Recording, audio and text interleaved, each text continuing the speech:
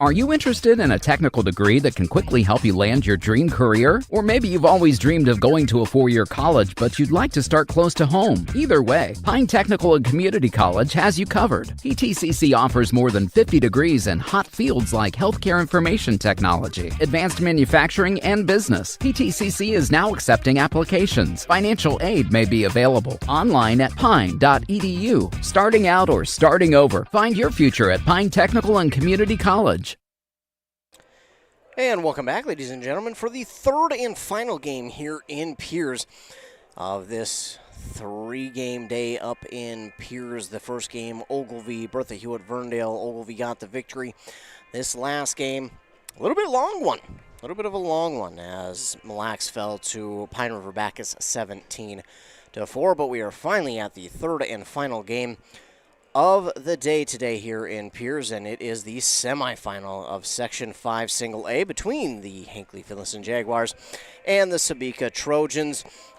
Hinckley-Finlayson defeated Ogilvie in a little bit of an upset fashion there last Friday over in Ogilvie, 10-7 after Hinckley-Finlayson just edged out Mille Lacs 9-8 in that East bracket. Of course, 5A split up into two separate sections of 5A East and 5A West. Hinckley-Finlayson and a bunch of our local teams are in the East. In fact, all of them are in the East. But Hinckley-Finlayson, they beat McGregor in the first round 10-0, and then beat Mille Lacs 9-8. Then took that into Friday and defeated Ogilvie 10-7. That is how they have punched their ticket here to the semifinal game against Sebeka. It was scheduled for a 7:30 first pitch, but I kind of mentioned it in that game before that was not even going to be close to happening, as that game went pretty darn long. We had some pretty long innings in that one, but that's okay. We're here for some good games. Then for Sebeka, they got the first round bye. They would host Bertha Hewitt Verndale. They beat Bertha Hewitt Verndale 9-1 and then got the victory over Pine River Bacchus 11-2 after going on the season and finishing 8-10, a sub 500 record. And also, they give up more runs than they get in a game.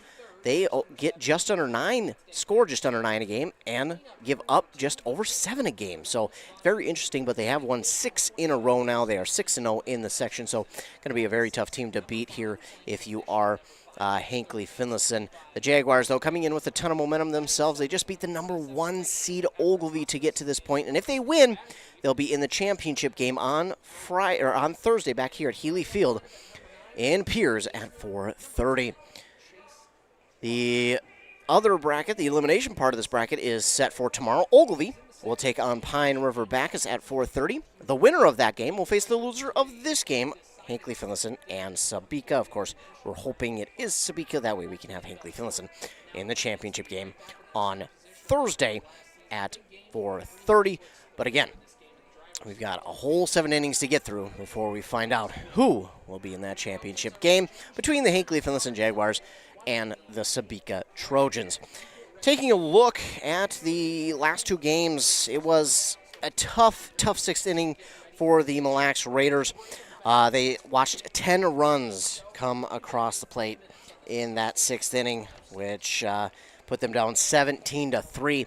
Now, this is after Mille Lacs took a 2-0 lead in the first inning, and they were outscored 17-2 in the last 4 innings of that game. It was a tough one there for Mille Lacs. They watched 4 pitchers try and go in and do something, but unfortunately they did come up short in 6 innings, 17-4, with that 10-run rule coming into effect. And then in the first game here between Ogilvie and Bertha Hewitt Verndale, it was Ogilvie on top, 7-1. And Ogilvie did a good job out there. They watched Carter Magard go 5 innings with 3 strikeouts, and he gave up 4 walks. And then Colby Milbrandt got the last 2 innings of work, and he did a good job. He ultimately wound up grabbing 2 strikeouts in that one and only gave up 1 walk. So nice out there for Colby Milbrandt. Of course, he is was the quarterback of that Ogilvie Lions football team. Very good athlete there in Colby Milbrandt, and We'll see him play tomorrow against Pine River Bacchus, and that should be an interesting game as well as they fight to try and get to the next round. And then the winner of this one between Hinckley-Finlayson and Sebeka will play in the championship game, and the loser will play the winner of tomorrow's game at 4:30. I know it gets a little confusing once you start looking at double elimination and at the bracket, but we will keep you updated on everything. Stay tuned to our morning shows on 95.5 FM and 100.9 FM. We'll keep you updated there, as well as our website. We got you covered there too. But taking a look at tonight's teams, Hinckley-Finlayson again coming off a big win over Ogilvie to get to this point. It was a little bit of an upset. Ogilvie came in the number 1 seed, kind of favorites out of the East. But it just, Hinckley-Finlayson came in with some momentum and took the win. And looking at it for Ogilvie, they came into that game scoring 8.5 points per game. They gave up just under 4 runs a game. Hinckley-Finlayson scored just over 7, gave up 7 per game. So that's kind of why Ogilvie was looked at as the favorite. We're going to get our starting lineups here, and when we come back, we'll be set for first pitch on 106.5 FM AM 1350 WCMP. When you need an AC or furnace tune-up, Dale's Heating and Appliance is always clutch. Need financing on a new AC or furnace system? Dale's Heating and Appliance in Pine City is your closer. Dale'sHeatingandAppliance.com.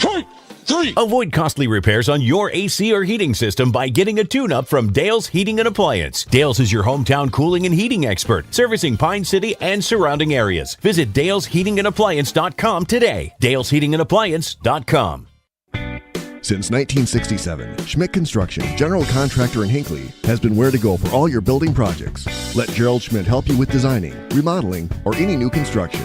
Schmidt Construction specializes in residential home building, agricultural, industrial, and commercial buildings. With expert advice on all of your building projects and ideas. When you hire a contractor to take care of your building needs, you can't do better than Schmidt Construction, general contractor in Hinckley. 320-384-7901. It's finally mowing season, but you'd rather be doing something else. Thankfully, Minnesota Equipment in Isanti has affordable machines to help you get the job done quicker, any size property. Toro and Aaron's walk-behind mowers. How about John Deere lawn and garden tractors? Or a compact utility tractor? Minnesota Equipment has them in stock. Yard work doesn't have to take all day. Not if you get into Minnesota Equipment. Highway 65 in Isanti. Or visit MinnesotaEquipment.com. A&W Restaurant Pine City is still making fresh root beer, that signature item since 1919. It's still made fresh and on-site with real cane sugar and a blend of secret ingredients. It doesn't get any better than this. Their world-renowned A&W root beer is a classic treat, and they can top it off with creamy vanilla soft serve to be known as the famous A&W root beer float. Now that's smooth, tasty, and refreshing. An American iconic A&W root beer float. It never tasted so good. A&W Restaurant Pine City. Come grab your root beer float today. Did you know that Franzen Bank and Trust is a Minnesota-owned company? And they're one of the largest community banks around. That's a great combination. As a community bank, they're dedicated to their customers and the communities they serve. You might say they're big enough to help, small enough to care. Last March, they provided $20,000 in grants to 6 different Minnesota communities. They also processed well over 1,700 PPP loans, allowing local small businesses to keep their employees on the payroll during the pandemic. Franzen Bank and Trust. Real people, real results. Member FDIC. This high school sports season, Wellia Health wants to remind you that they want to help your athletes stay in the game. Sports medicine services are available at every Wellia Health campus. Whether it's the young athlete, the weekend warrior, or the accomplished athlete, injuries can happen. Get back in the game by calling the sports medicine experts at Wellia Health, 320-679-1313. Wellia Health. Live life well. High-capacity hydraulics, 4-wheel drive, hydrostatic transmission, horsepower. You like when somebody speaks your language. Then you better visit the experts at Minnesota Equipment in Isanti. Dozens of tractors, utility vehicles, mowers, and compact utility tractors ready to take home today at a price that won't break the bank. The sale is just the start of the relationship. Minnesota Equipment, Highway 65 in Isanti, or at MinnesotaEquipment.com. Are you interested in a technical degree that can quickly help you land your dream career? Or maybe you've always dreamed of going to a 4-year college, but you'd like to start close to home. Either way, Pine Technical and Community College has you covered. PTCC offers more than 50 degrees in hot fields like healthcare information technology, advanced manufacturing, and business. PTCC is now accepting applications. Financial aid may be available online at pine.edu. Starting out or starting over, find your future at Pine Technical and Community College. When you need an AC or furnace tune-up, Dale's Heating and Appliance is always clutch. Need financing on a new AC or furnace system? Dale's Heating and Appliance in Pine City is your closer.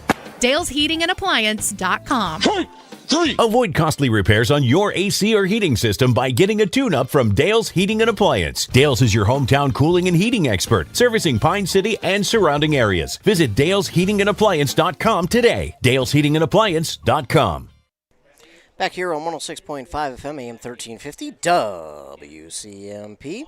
Ethan Game Day Gilman joining you for a third game here in Piers on this very channel, and it should be a good one here between the Hinckley-Finlayson Jaguars and the Sebeka Trojans.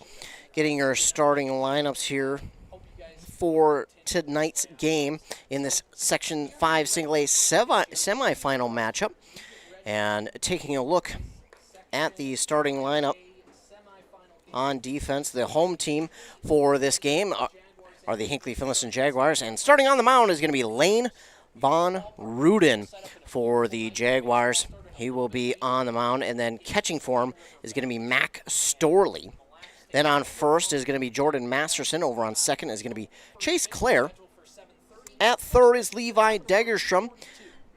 Then over at shortstop is going to be Trey Visser.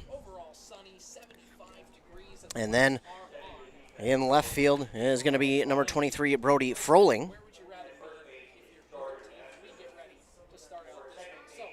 And over in center, it's Griffin Steele. And in right field, I messed that up. So in left field, it is Everett Osmus. Right field is Brody Froling.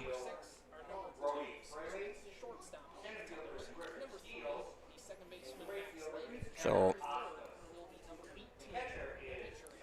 Brody Frayling playing in left.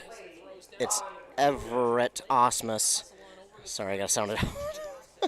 In right. There we go. Got it figured out here. And again, Lane Von Ruden, the starting pitcher for the Hinckley-Finlayson Jaguars. And leading off the top of the first for the Sebeka Trojans is Hank Tellers. He'll be their shortstop today, wearing number 2 in a weird pattern jersey. It's going to be hard to see these numbers in the camo. They've got camo purple yellow jerseys with blending in yellow numbers and letters outlined in white. It's going to be tough, so I apologize. Gray pants and purple hats. And the pitch is in there for strike. 1-1. Now to Hank Tellers from Lane Von Ruden. Last game of the day here in Piers. Von Ruden, that one's in there for strike 2. So 1-2 count now to Tellers from Von Ruden at the beginning of this game.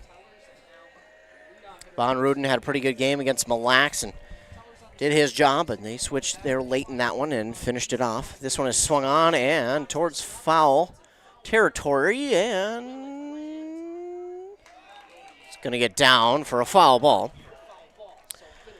The left fielder over there, Brody Frayling, is there but could not get his glove on it. So it's still going to be a 1-2 count here for Hank Tellers. Again, he's the shortstop for Sebeka.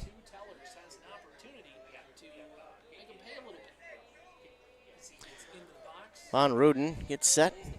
Here's the windup and the pitch. That one's just off the plate outside. That'll make it even at 2-2 for Von Ruden. Von Ruden with the 2-2 delivery. Took a little something off of that one, and that's going to get down for a base hit. Frayling picks it up and quickly gets it in. And it'll be the leadoff single there for Sebeka. And now coming to the plate, Max Lake. He'll be their second baseman today, wearing number 3. Again, hard to see their numbers, so hard to really see, but thank goodness I did get the starting lineup. So a runner on first, nobody down, as he is the leadoff batter in the top of the first. So, yeah, nobody out. Lane Von Ruden gets set. Here's the pitch. And it was just low. And you got to love the catcher there, Max Storley, trying to frame it. Umpire not buying it. So a 1-0 count now for Lake. A runner on first. Von Ruden will throw back to first, but Tellers is back safely.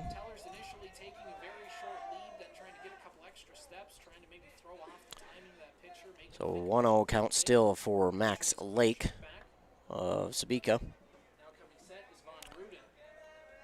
And here's the 1-0. The runner will take second. Throw from Storley is down, but not going to be on the mark. If that is on the mark, that's going to be a close play, but he will be safe at second. So Max Lake will have a base open at first, and the runner is safe at second. Trojans have a runner in scoring position. 0-0 in the top of the first inning. Nobody out, runner on second base. Von Ruden gets set. Tellers on second. Coming set is the pitcher, Von Ruden. And here's the pitch. That's in there for strike one. 2-1 count now here to Max Lake. Their game against Pine River back is last Friday afternoon. Umpire there at second. He's got a tie shoe. We're back now. On Ruden, getting ready.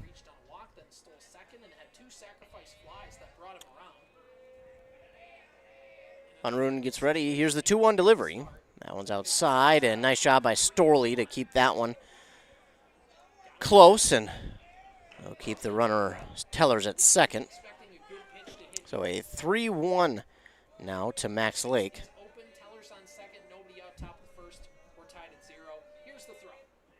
And that one is in there on the outside part of the plate for strike two. That'll run the count full now as Lane Von Ruden. It's ready. And here's the delivery from Von Ruden as that one is fouled off, out of play over the Sebeka dugout. And, it does miss the Camaro over there. I don't know whose that is, but you might want to move your car. Don't know whose Camaro that is over there, but dang, that looks like a nice car. I don't know if I'd have it in foul territory like that. We've seen too many balls go that direction. You might want to move your car after watching that one. The next pitch here to Lake is foul back, and we'll stay with a full count now as Von Ruden trying to get the first out of the inning, top of the first. A late start to this one. We were scheduled for an 7:30 start. This one got started after 8:30. Lake got on this one a little bit early as that one will be fouled down the third baseline. We'll still runner on first, nobody down, and it's still a full count here for Max Lake. Von Ruden gets ready, and here's the full count pitch. That's in there, and it's going to be getting Max Lake down looking for out number one. So one down on a strikeout looking, and now Levi Stevens, the starting pitcher here for the Trojans today, is up to the plate. Again, the left-handed batter at the plate. Runner on second with one down. Von Ruden gets set. Here's the pitch. That one's going to be hot for ball one. 1-0 count now to Levi Stevens. Von Ruden, again, he was didn't necessarily have the worst day against Mille Lacs, but it was weird the way that game played out, as he felt like Hinckley-Finlayson maybe should have had that one from the get-go, but Mille Lacs got back in it, and give them credit for fighting, but Hinckley-Finlayson came out, won, and then they beat Ogilvie to get to this point, as now it's a 1-1 to Levi Stevens. Von Ruden checks that runner at 2, looks again, and here's the delivery. It's going to stay high above the letters for ball 2, and 2-1 now to Levi Stevens.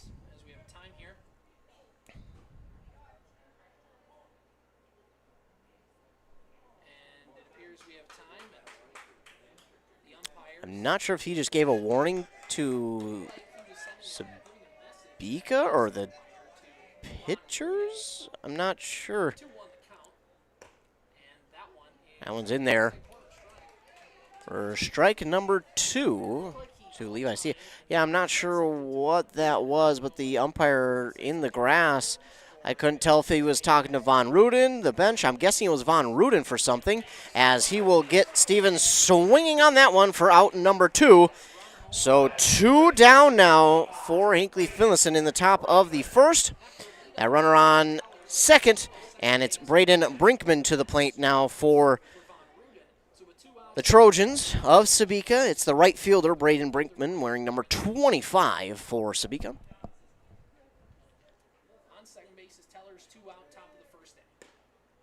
That one's in there for strike 1 to Brinkman.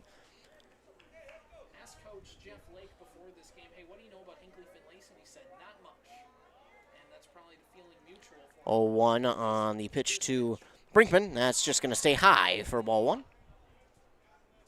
Lake said what he did know about Hinckley-Finlayson. 1 for 1 now to Braden Brinkman for Sebeka. 2 down, runner on second. It's Von Ruden trying to get out of this inning. Here's the pitch. That one swung on and hit toward. Oh, the third baseman, I think, misplayed it just a tad. And they're going to send the runner from second home, and he's going to be safe on an RBI single. And then Brinkman will go to 2 after the throw home. So it's an RBI single for Brinkman. And Tellers rounds the corner. So still a runner on second and 2 down here. And the Trojans lead 1-0. So the Trojans take an early 1-0 lead, and my point on that with Hinckley-Finlayson, if that's a team. And Brody Connor now to the plate. He wears number 22, playing out in left field for the Trojans here this evening. Von Ruden with the pitch. That one swung on and hit, and right to the second baseman. Nice diving stop, throw on to first in time for out number 3. Nice diving stop there from the second baseman, Chase Clare. And then he throws it on to first in time for out number 3. So great play there by Clare to get the out, and that will strand a runner. But Sebeka does get 1 run across as we will move down to the bottom of the first inning. Hinckley-Finlayson trails 1-0. And they'll hope to get that 1 run back. Again, we've seen them been able to come back in plenty of innings, whether it's 1 down or 3 down. And they don't necessarily have to do it right away. I mean, this is way too early to even think about trying to get it back right away. This team is able to get it back slowly, methodically. But, I mean, it's only 1 run, so nothing here to worry about if you're Hinckley-Finlayson. Down 1-0 early here in the bottom of the first as we move through the top. Lane Von Ruden, nice first inning of work. Gave up 2 hits, struck out 2 in that inning as well. Looking at the lineup here for Hinckley-Finlayson, leading off for them will be Griffin Steele, a very fast-moving young man. He is absolutely a burner around the bases. And then behind him will be Trey Visser, and then Max Storley. That is the first 3 here for Hinckley-Finlayson. But again, Griffin Steele. He is fun to watch, whether he's playing in the outfield, which he is, center field, or he's running the bases. He is so fun to watch out there. I mean, he doesn't just play baseball either. So a fun athlete to watch, and the first pitch here to Steele is in the dirt for ball 1. And again, these starting pitchers, Levi Stevens for Sebeka. Here's the 1-0 delivery to Steele. He swings and misses on that one, and it now moves the count 1-1.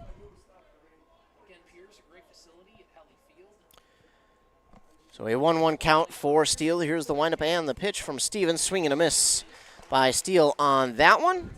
And now it's 1-2 for Steele. And here's the 1-2. That one swung on and fouled back out of play by Trey Visser. Or, excuse me, Griffin Steele. I looked down and I seen Trey Visser first, so that's what I said. But it's Griffin Steele, I promise. So Griffin Steele, the leadoff batter here for Hinckley-Finlayson. Here's the 1-2. It's in the dirt. It bounces. I think it hit the catcher in the face mask, but he's all right. As it will even the count at 2-2 here for Griffin Steele.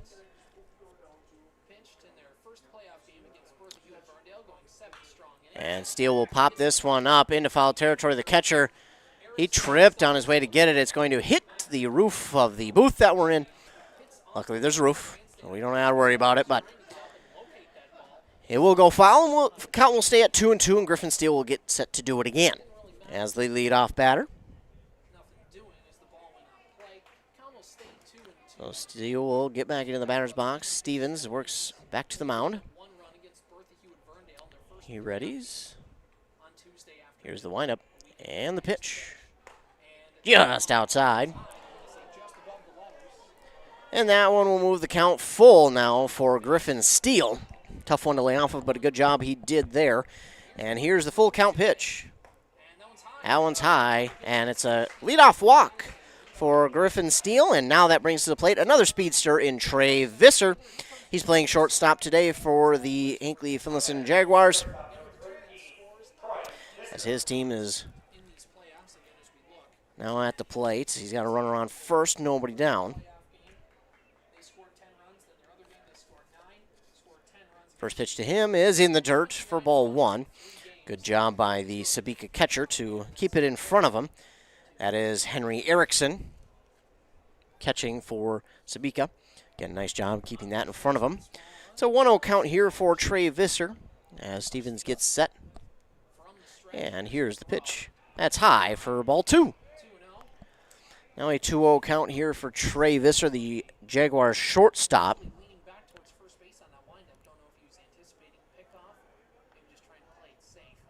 Stevens gets set, and here's the pitch. It's in the dirt once again for ball three. So a 3-0 count here for Trey Visser. Obviously, red light situation for this pitch, as you can just let this one go. And Visser showed bump but pulled back. It's in there for a strike anyways. So he'll look to head coach. Down at third base, Jay Krieger for the signal. It's 3-1. Here's the pitch. And that is down the third base line, but foul by Trey Visser. And that will move the count full now for Trey Visser. And the last time we've seen that, Griffin Steele was able to get a walk down to first. But Trey Visser, I'm sure he'd be okay with that, but trying to put something in play for Griffin Steele to get on the run and moving. Because, again, he's a very quick base runner. I mean, he's just fast in general, but very quick around the bases. So he's going to go, and that's going to get through the infield. And Griffin Steele is going to have to hold up at second. At second. And it's a single there for Trey Visser, as now Max Storley comes to the plate. Another quick guy out there. So runners on first and second here for Hinckley-Finlayson. Nobody down as Max Storley comes to the plate. Stevens with the pitch. And Storley thought about that one, but does not pull the trigger as it's in there for strike one. So an 0-1 count now to Max Storley.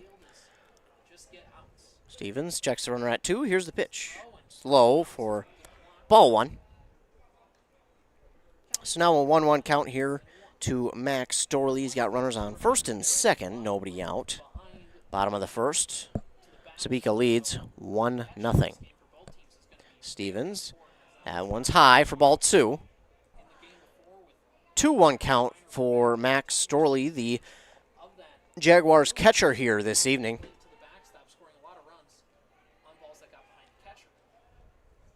Here's the 2-1. Storley pops this one up, and that's just off the infield. And the second baseman pulls it in for out number one. So now that will bring up to the plate Lane Von Ruden. One down, runners on first and second still. Von Ruden, the starting pitcher, will be a pitcher-pitcher duel here. As, again, Lane Von Ruden to the plate. Runners on first and second. Base hit, scores, steal from second. Trying to put this one into play. Stevens with the pitch. And swing and a miss by Von Ruden. And we'll make it an 0-1 count now for him.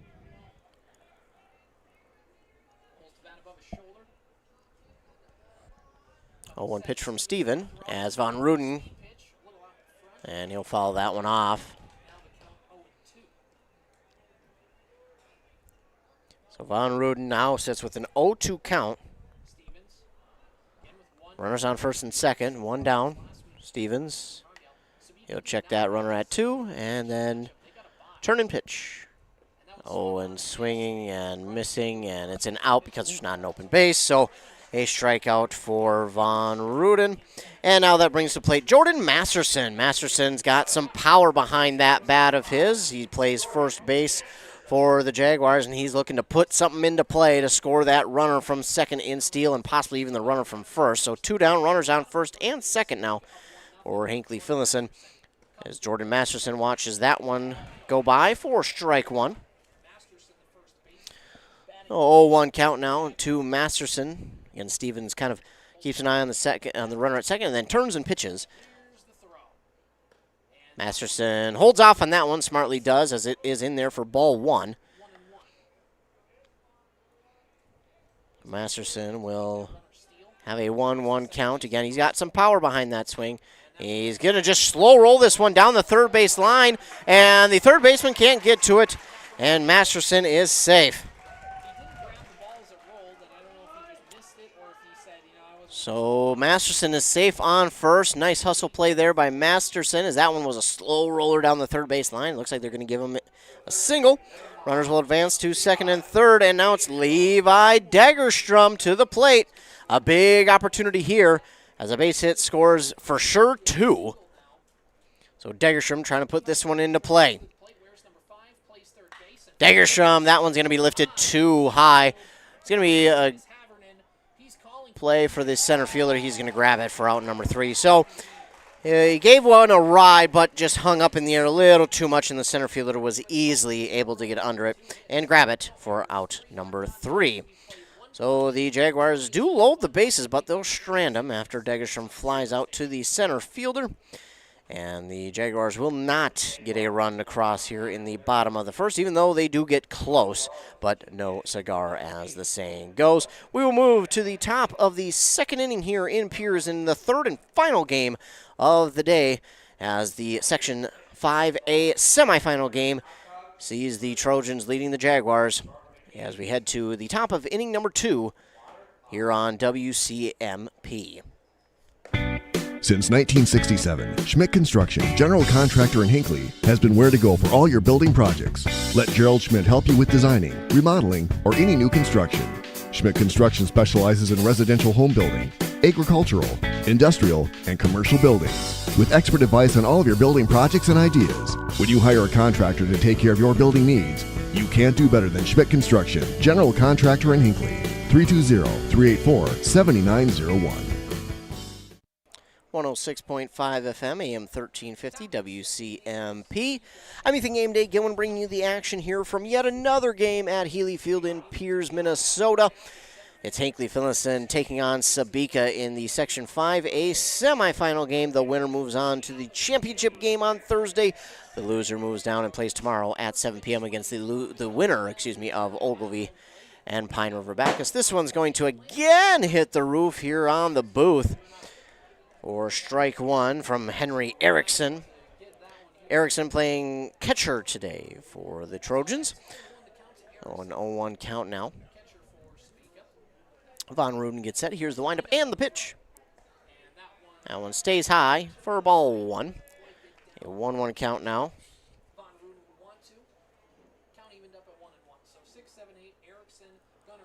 Here's the 1-1 from Von Ruden. That one's going to be fouled back out of play once again. It makes the count 1-2.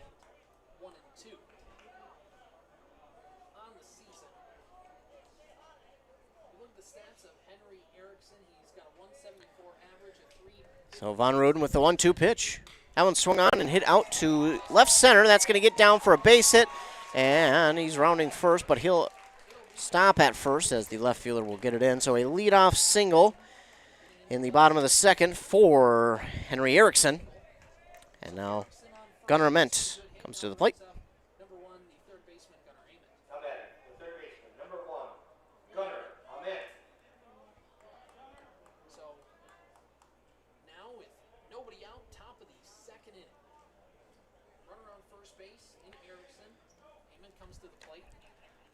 We've got a time called here for something. As the Trojans will get a courtesy runner out there on first. And Gunnar Ament now to the plate. First pitch from Von Ruden is high for ball one. So 1-0 count now to Gunnar Ament and leadoff runner Henry Erickson on first. It's a 1-0 Trojan lead here in the top of the second. Hinckley-Finlayson, again, knows how to quickly get runs back as the running bunt there by Ament is put down, and the pitcher will pick it up. Throw it on first for out number one as that advances Erickson to second, and that is one down. A runner on second now, and it is now Parker Kaiser to the plate. He'll play at first tonight for Sebeka. On Ruden with the pitch. That one's in there for strike one. 0-1 count now to Kaiser. Runner on second with one down. Von Ruden quickly checks, runner at second, checks again, and here's the pitch. Took something off that one. It's in there for strike two to Kaiser. Von Ruden with an 0-2 count against Kaiser. And here's the pitch. That one swung on and hit towards the third baseman. They'll keep the runner at second. And they thought about getting that runner at third, but nobody at third covering. So they do get the runner at first, which that's always good. But the runner will move to third, and now Cage. I cannot even read my own spelling. I apologize. So Cage Haverinen to the plate. The first pitch to him is ball. So Cage Haverinen. Yeah, there we go, Haverinen. As the next pitch go by for ball two, he plays out in center field. I'm going to call him Cage because I just, for some reason, cannot get that last name down. That one is swung on right back to Von Ruden at the plate, or at the mound. He throws it on first in time for out number three. So the leadoff batter gets on. He gets all the way to third, but they cannot get him to cross. So the Jaguars avoid the Trojans scoring that second run of the game, and they hold them without advancing that runner home. So we move on to the bottom of this second inning as Hinckley-Finlayson trails 1-0. Don't forget, ladies and gentlemen, it is Father's Day coming up soon, and we've got a Save Some Green golf card on our website at wcmpradio.com/deals that you can get for a limited time only for just $89. It's a $189 value. Yours for just $89 for a limited time. It's a Father's Day special, and that Save Some Green golf card brought to you by Bogies on Main in Hinckley. Again, just for $89 this Father's Day special. It is good for a 18-hole round of golf with a cart for one person at each participating course, or valid for 2 9-hole rounds at Pine City Country Club on the same day. Participating courses are the Bull Rush Golf Course in Rush City, the Stones Throw Golf Course in Malacca, also the Spring Brook Golf Course in Mora, and of course the Pine City Country Club in Pine City. It's a $89 for just a limited time. We've only got a limited amount on our website, too, so be sure to get yours. It's not valid for league or tournament play. Course rules apply, and it does expire at the end of the 2023 golf season. So, again, the 2023 Save Some Green golf card brought to you by Bogies on Main in Hinckley. Be sure to get yours today for Dad, Grandpa, Uncle, brother maybe even. It's a great value. Now for only $89. $189 value. Now for only $89, a Father's Day special. The leadoff batter here is Everett Osmus, but he gets it hit in the foot on the second pitch to him. So he's going to head down to first as now Brady Frayling up to the batter's box. And first pitch to him is an attempted bunt, but it's past the bunt attempt in there for strike one. Brody Frayling.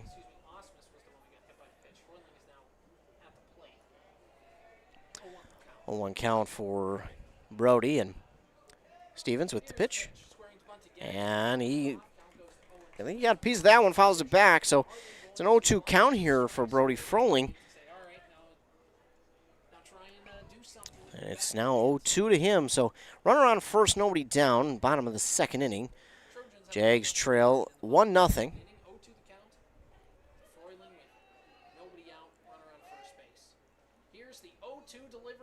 And Frayling delivers one right up the middle, and it's down for a base hit. So a single there for Frayling. And Chase Clare now to the plate. Runners on first and second, nobody down. A good start here for Hinckley-Finlayson, and they just want that one run back and then to add on from there. As again, Chase Clare to the plate.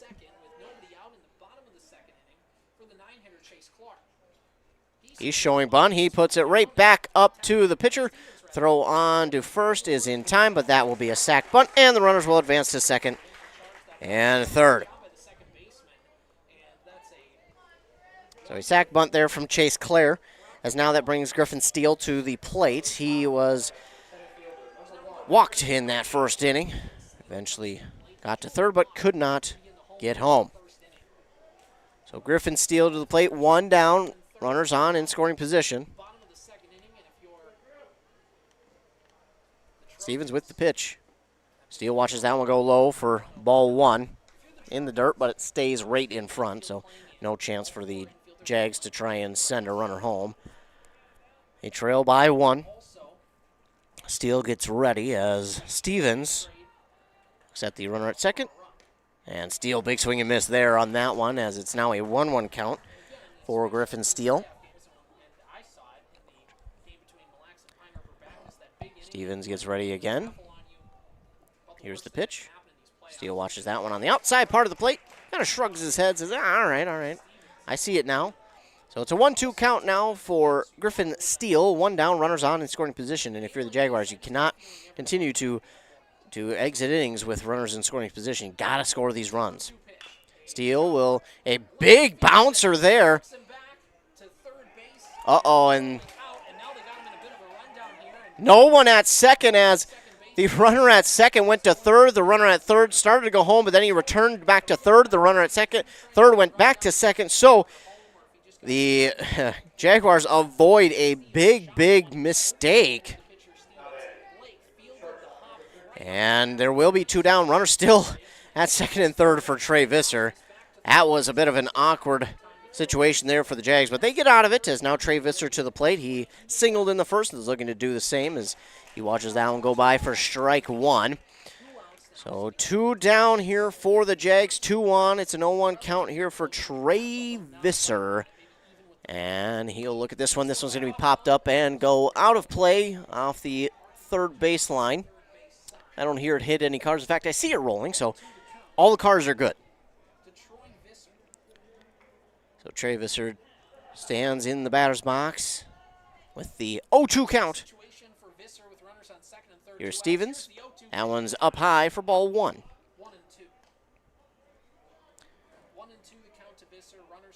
1-2 count now for Visser. And here's the 1-2 delivery.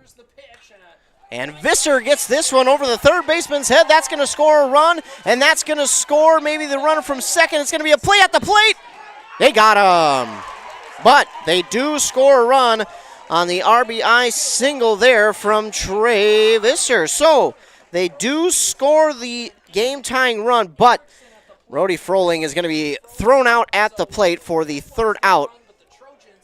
But the Jags will score that game-tying run, and it will be 1-1 as we head to the top of the third inning.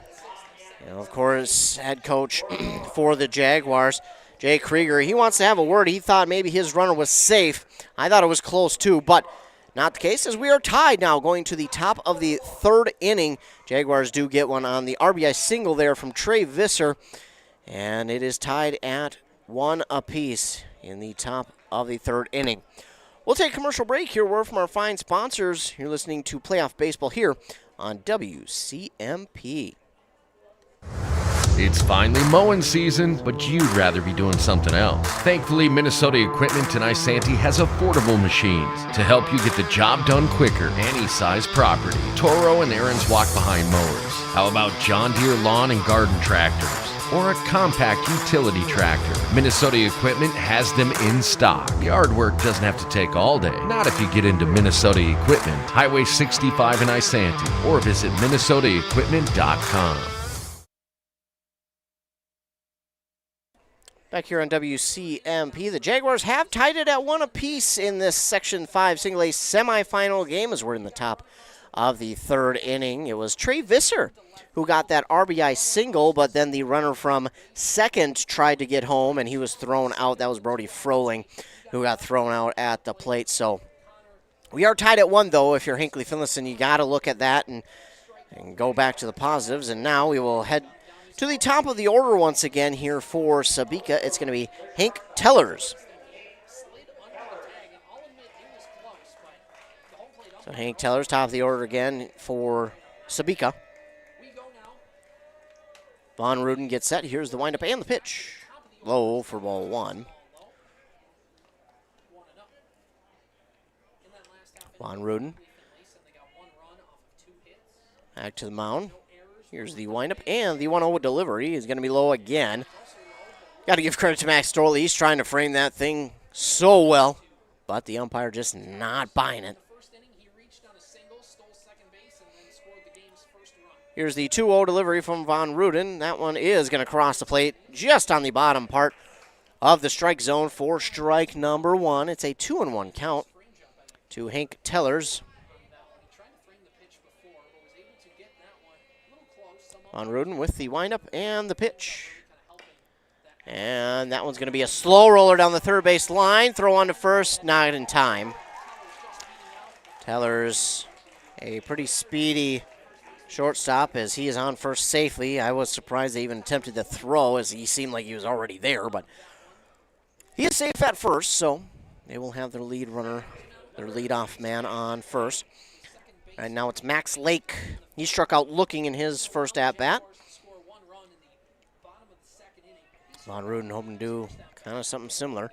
Or double play ball. They'd take that too. Von Ruden will check the runner at first. And Tellers is back easily into first, safely. Von Ruden readies. Checks that runner. And here's the pitch. Storley, ooh, if it wasn't so high, that one was on time, but had it been accurate, that's an out. I mean, that was a beautiful throw from Max Storley, but he just needed to get that one a little bit more lower trajectory, as if that one was more towards the dirt, that's an out. I mean, that was a beautiful throw down to second from Max Storley, and they would have got Hank Tellers. Now, Hank Tellers, he is fast, but Storley with a beautiful throw, just a little bit high. That one's, I mean, at half the height, that's an out. That is the first out. But either way, he's safe at second. And now it's Max Lake dealing with a 0-1 count. Von Ruden with the 0-1 delivery. That one is swung on and popped up, but that not going to be the easiest of grabs. The pitcher, Von Ruden, will grab it in foul territory again. That is not the easiest of plays to make, especially when the lights are on in the dark. That one can kind of get lost in the lights, and then it can sit there in the dark, and then it can all of a sudden reappear as it comes down into the lights. So It is not the easiest of catches to make on that kind of a pop-up. So one down and a runner still on second here for Sebeka. Max Lake, the first out here for Sebeka, as now Levi Stevens, the starting pitcher, will swing on the first pitch and foul it off down the third base line. It's a pitcher versus pitcher duel here between Stevens and Von Ruden. So 1 count now for Stevens. Runner on second. 1 down. Von Ruden will finally get to the mound here, and again keeping a close eye on Tellers at second. And here's the pitch. And Stevens will foul this one off down the third baseline, and it's an 0-2 count now for Levi Stevens, the Sebeka starting pitcher. 0-2 to Stevens. Von Ruden likes the signal. Checks the runner at 2. And here's the 0-2. That one swung on and hit out to deep right field. Osmus.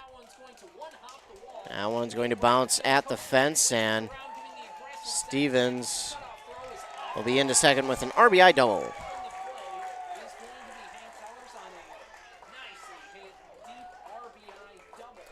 So Levi Stevens will get the RBI double to score the runner from second. He'll move into second, and it's now a 2-1 lead here for Sebeka. They retake the lead, and you just feel that between these two teams, this is kind of how this game is going to go. It's going to be might be a little bit of a lower scoring game, but they might be getting some big hits here. So now Braden Brinkman to the plate. 1 down, runner on second. Top of the third. And that one is fouled back. Brinkman will deal with an 0-1 count.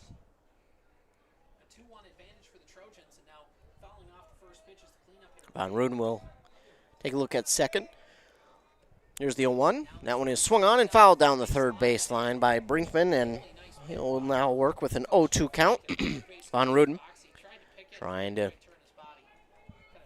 get out of this inning with only allowing that 1 run to cross. Again, Tellers very, very quick around the bases, so not surprising that he was able to score there. Von Ruden, this one is going to be fouled off the third baseline. That's going to, ooh, it's going to miss all the cars. So it does not hit any of the cars, thankfully. And it's still an 0-2 count for Braden Brinkman. And here's the pitch from Von Ruden. It's outside for ball 1. Brinkman, he had that RBI single back in the first. Von Ruden with the 1-2. That one swung on. Oh, just gets past Von Ruden. Oh, and the second baseman. Oh, he finally was able to corral that one. Throw it on to first in time for the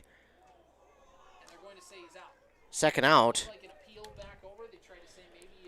And that was a tough one there, as the second baseman, Claire, bobbled it. He couldn't grab it cleanly. Then when he did, he threw it on to first, and it was close. I don't know how close, but apparently close enough. But it is there in time for out number 2, but the runner from second moves to third. And now Brody Connor to the plate. This one is fouled back out of play by Connor. It'll be a 1-1 count now. 2 down.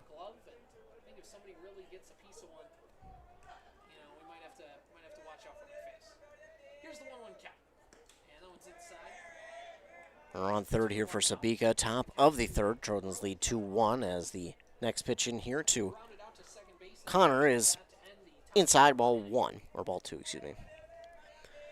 So now a 2-1 count as this one is lifted back out of play once again.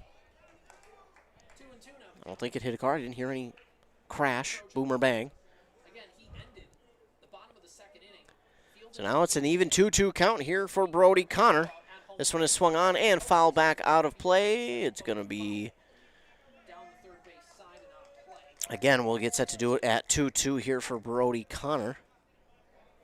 Lane Von Ruden will get back to the mound. He readies. Here's the 2-2 delivery. That one, ooh. That one went off of Connor himself. Seems to be okay. Seemed not to phase him too much, so. We'll do it again with a 2-2 count from Von Ruden. And that one is lifted past the third baseman. Another RBI, and he's going to go for two, Will Connor. And Connor will get an RBI double here for the Trojans to make it a 3-1 lead.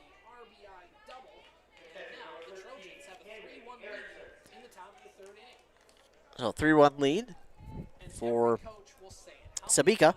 And now it's Henry Erickson to the plate. He hit a single and eventually reached third in his first at-bat back in the second. 2 down, runner on second. And here's the pitch from Von Ruden. This one right back up to the shortstop. Does a nice job to block it. Throw on to first in time for out number 3. So it is the third out, but the Sebeka Trojans do some damage. They get 2 runs to cross there in the top of the third. It's a 3-1 lead for Hinckley-Finlayson, or for Sebeka. As we move down to the bottom of the third inning, Jaguars will try and get those 2 runs back and also add on if they can. And Hinckley-Finlayson, they've been able to do that this season. Of course, as seen by the for and against points. As we look at kind of their season that has been, they're up to this point, including the postseason, 11-10 overall record, 10-2 in the section. They were 7-5 in the conference, and I mean they played one of the better teams in the conference, Pine City, really close their first 2 times around. They lost twice, and I thought they played them again, but apparently not. But yeah, they played a lot of close games and a lot of tough games too. Like one where they fell to Ogilvie 14-2, and then they fell to Legacy Christian 8-2, and then they lost to Rush City 5-1. That was part of a 3-game losing streak. Then they came back to beat Mille Lacs 14-4, then fell to Mora 13-4, then beat East Central 12-2, and then fell to Southbridge 12-0. So a bit of an up and down last couple of games there, but they have put together some good wins too. High-scoring wins, but some good wins too. I mean, just close losses, and you can't help but think if they turn a couple of those around like they have here in the playoffs, they're really going to be set up here for this game. So they're down by 2 here, and leading off for them here in this bottom of the third inning is going to be Mac Storley, as he watches the first pitch go by for ball 1. And he gets this one drilled right back up the middle, and that'll be a base hit, a leadoff single here for Max Storley. So runner on first, nobody down, as it is Lane Von Ruden up to the plate. It'll be a pitcher versus pitcher duel between Von Ruden and Stevens. And leadoff runner is on. Von Ruden into the batter's box. Stevens will look over at first, and here's the pitch. Low for ball 1 to Von Ruden.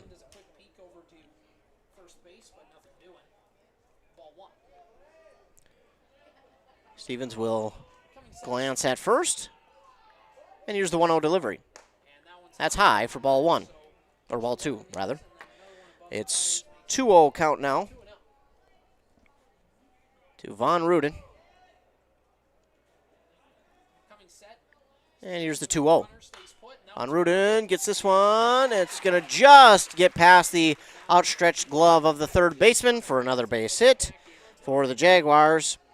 Back-to-back base hits, and runners on first and second now for Hinckley-Finlayson. Nobody down, and it brings to the plate Jordan Masterson, who reached on a base hit, and they're looking for some of the power from him to try and drive a couple runs home here and tying run at first. That one's inside for ball 1.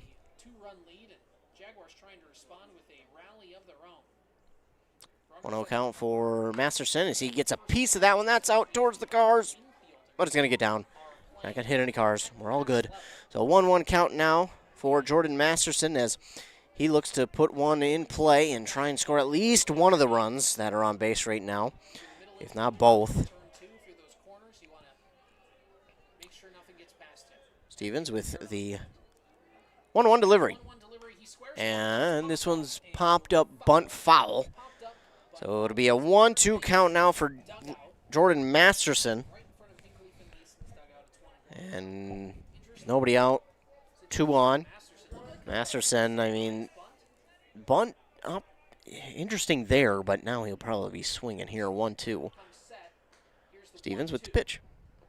And Masterson holds off on that one, and that will draw the count even at 2-2 for Jordan Masterson. Good hold on that one, but now it's 2-2. Trying to get one and give it a ride is Masterson. Stevens with a 2-2. Masterson, and easy one back to first. And they're going to get Masterson at first.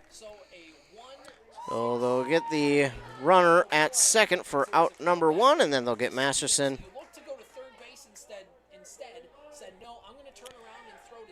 So the runner from second will move to third, but 2 down now, and Levi Dagerstrom comes to the plate. 2 down. Dagerstrom really needs to try and put this one into play and get that runner Max Storley from third home to get at least 1 run back here. And it's 2 straight balls to Dagerstrom, so it's a 2-0 count. He flew out to center field, gave it a ride, but flew out in his first at-bat. Here's the 2-0, and Dagerstrom, it's going to be a slow roller down the third base line. And that was going to get past the first baseman, so an error.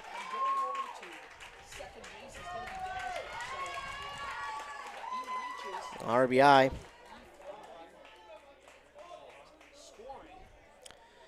So they do get that 1 run back, and now a runner on second with still 2 down, but they do, again, get 1 run back and get that runner into scoring position in Dagerstrom. And now an important at-bat here for Everett Osmus.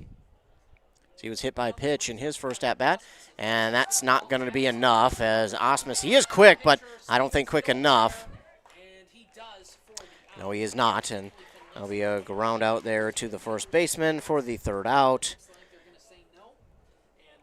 And that will do it for the third inning. The Jaguars do get 1 run back here in the third, but they still trail 3-2 against the Sebeka Trojans. So we will move on, and we will move to the top of inning number 4 as the Jaguars trail here at Healy Field in Piers 3-2. And when we come back, we'll be set for the top of the 4th here in this final game of the day in Section 5 Single A semifinal between Sebeka and Hinckley-Finlayson. You're listening to Playoff Baseball here on WCMP. A&W Restaurant Pine City is still making fresh root beer, that signature item since 1919. It's still made fresh and on-site with real cane sugar and a blend of secret ingredients. It doesn't get any better than this. Their world-renowned A&W root beer is a classic treat, and they can top it off with creamy vanilla soft serve to be known as the famous A&W root beer float. Now that's smooth, tasty, and refreshing. An American iconic A&W root beer float. It never tasted so good. A&W Restaurant Pine City. Come grab your root beer float today. 106.5 FM, AM 1350, WCMP. We're moving on to the top of the 4th. It's been a long day of games here. This game, if it were to have continued on time, should have been done by now, but since the second game went late, we're now just to the 4th inning in this one. A big swing and a miss there from the leadoff batter for Sebeka in Gunnar Ament. A 0-1 count now as Von Ruden will get that one in there low for ball 1. So 1-1 count now for Von Ruden. This one is swung on and missed again. It's now a 1-2 count.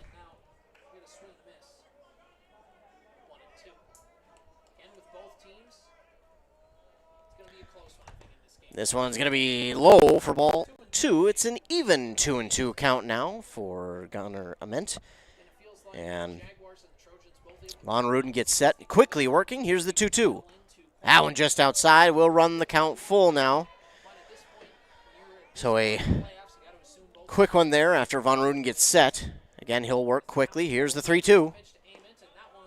Oh, and that one is low for ball 4. So it'll be a walk for the leadoff batter Ament, and now Parker Kaiser will come to the plate.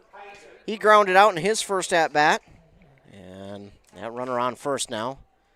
And super important to get that leadoff batter on first, so if you're Hinckley-Finlayson now trying to get a double play ball. And that's going to be bunted. Almost grabbed the out. Wow. It's Levi Degerstrom who's diving, trying to grab that out, that pop-up bunt in foul territory. A great effort play there from Degerstrom, trying to make the play, but just missing. It's an 0-1 count now for Kaiser. Here's the 0-1, and this one's going to be a little bit of a better bunt as Degerstrom throw on to first is good in time for out number 1. So it's a sack bunt there for Parker Kaiser. And Cage Haverinen. Cage to the plate. And I'm just going to call him Cage. I just don't like mispronouncing names. So he's to the plate, 1 down, runner on second. Here's the pitch from Von Ruden. This one is swung on and hit out to right center, and oh, wow. So that one does drop, but Ament is going to stay at second. So a single there for Cage, and we're back to the top of the inning, or top of the batting order for Hank Tellers. Very interesting, kind of weird as that one, it looked like, I thought Osmus was going to be able to get to that one, but he lets it, I don't know if he let it drop, that might be a little bit egregious, but it fell, and the runner at second stayed, which I thought was interesting. So now runners on first and second here for Hank Tellers. First pitch to him is in there for strike 1, and this is going to be a big at-bat for Von Ruden. He needs to try and work around.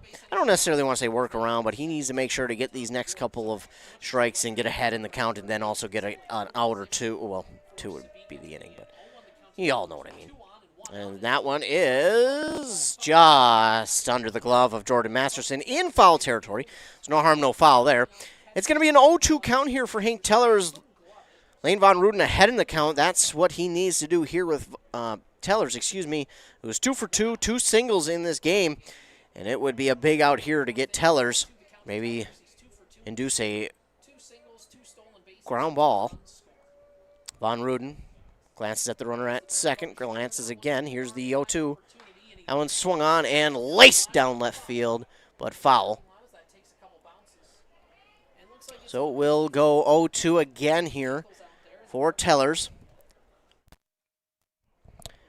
And he'll get set to do it again, 0-2. Von Ruden trying to get out number 2 here, or induce that double play ground ball. Von Ruden readies. Here's the 0-2 delivery. Just outside for ball 1.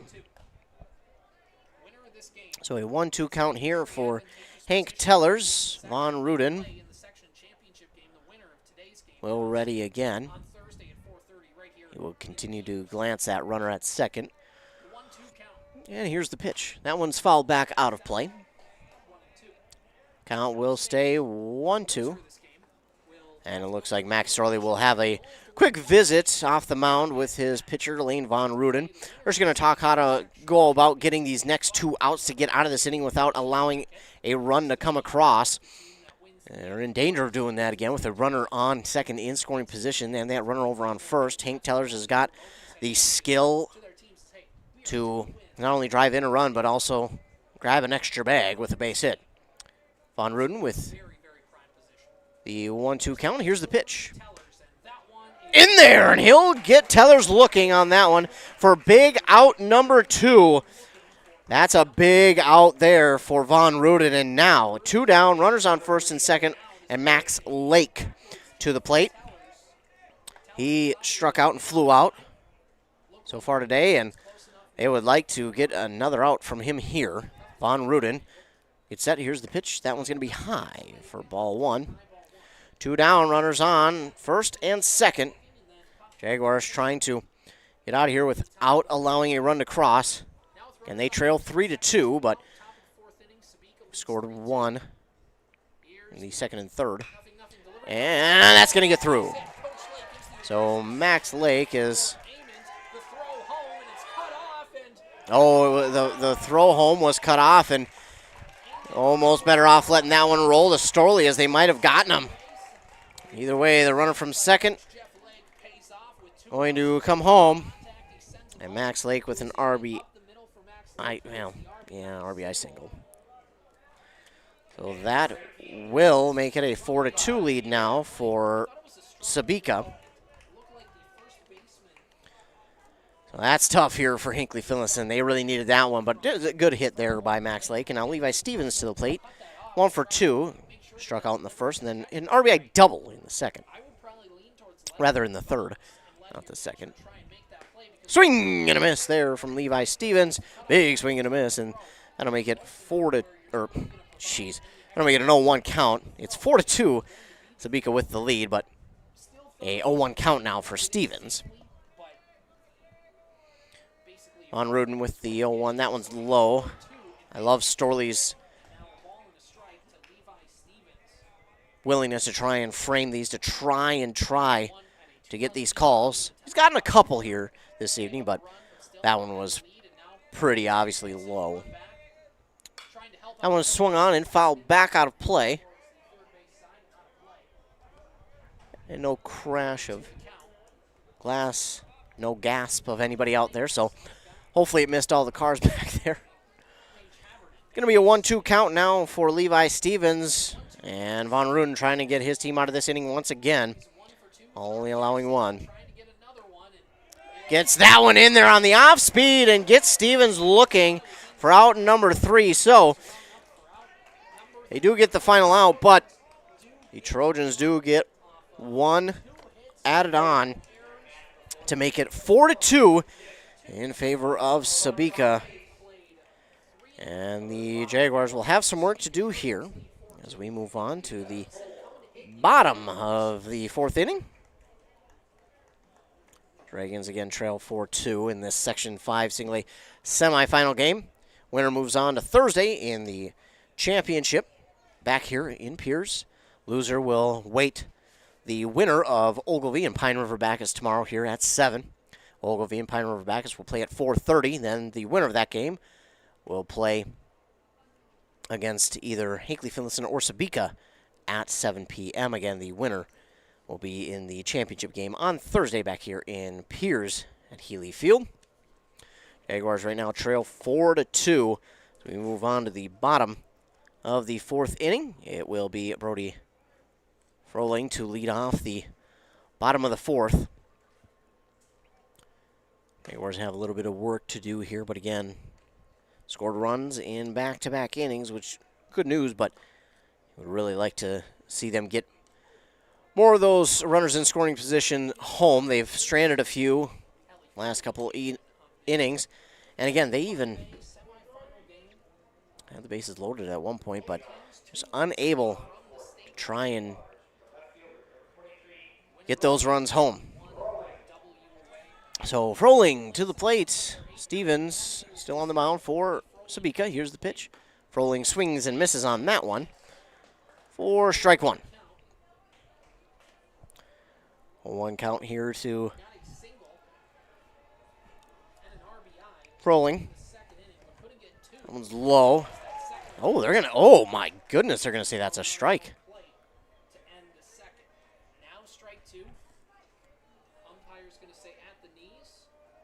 So an 0-2, and that one Froling laying off of for ball one. 1-2 count now to Brody Froling. Here's the pitch from Stevens. Froling swings and misses for out number one. So now Chase Clare coming to the plate for the Jaguars. He had a sac bunt there in his first at-bat to advance the runner.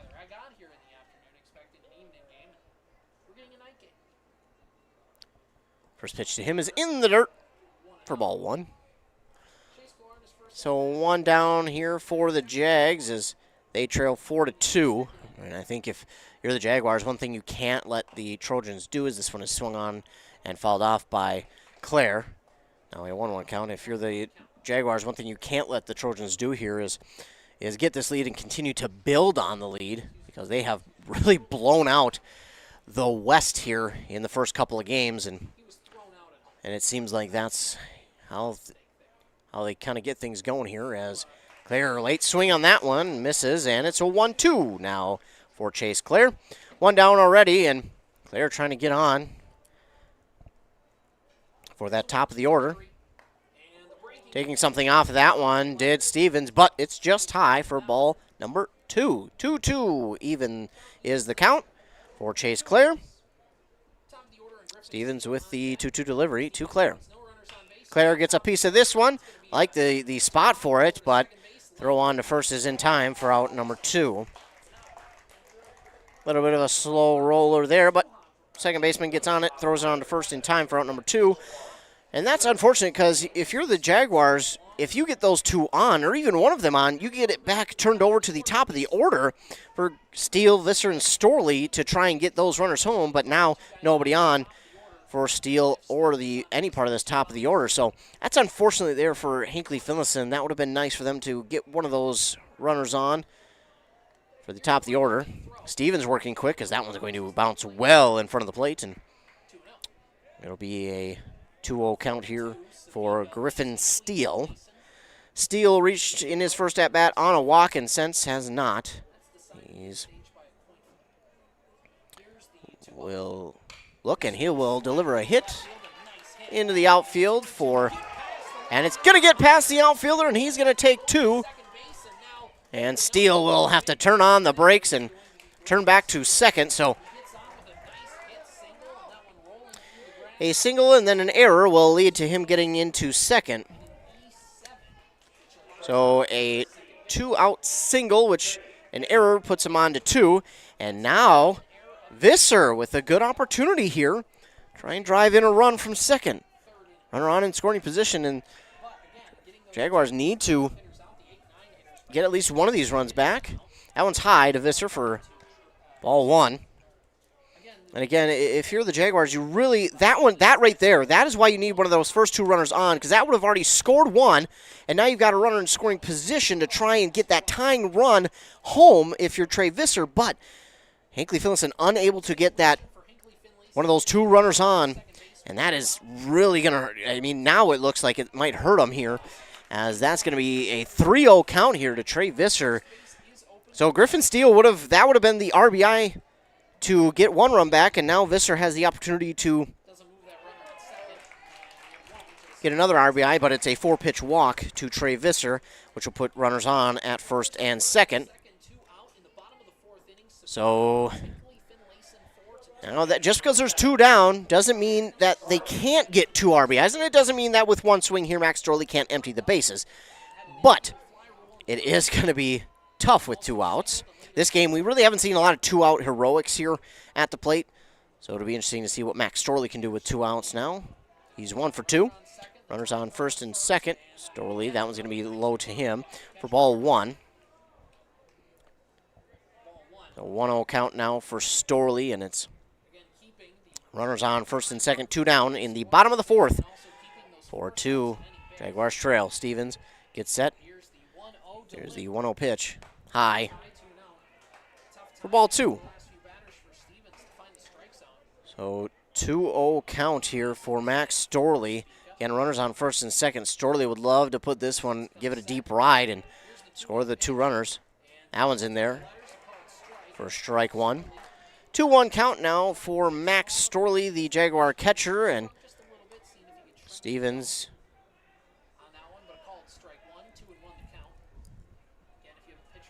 steps off. And Storley will get back into the batter's box here. 2-1 count to Storley. Runners on first and second. Stevens with this one, and he'll lift that one into the outfield. That's going to score one. That could possibly score two, depending on how Visser is feeling coming around third. They're going to hold him at third, as they should. But an RBI single there for Max Storley. And that could have been the game tying one had they had a runner on from their first two. But, again, they have runners on now at first and third on the corners. And the Jaguars get one back. They now trail 4-3. So 4-3 now with two outs. A runner 90 feet away, Lane Van Ruden. 1 for 2 today, and they could really use a base hit here from him. With a quick mound visit, pitcher and catcher.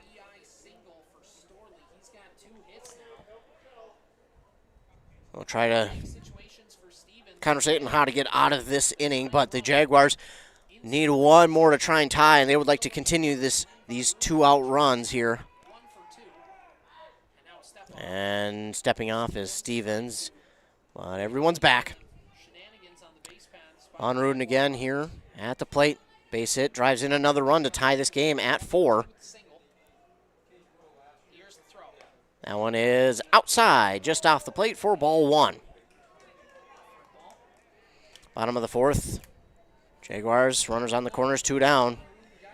They trail by 1.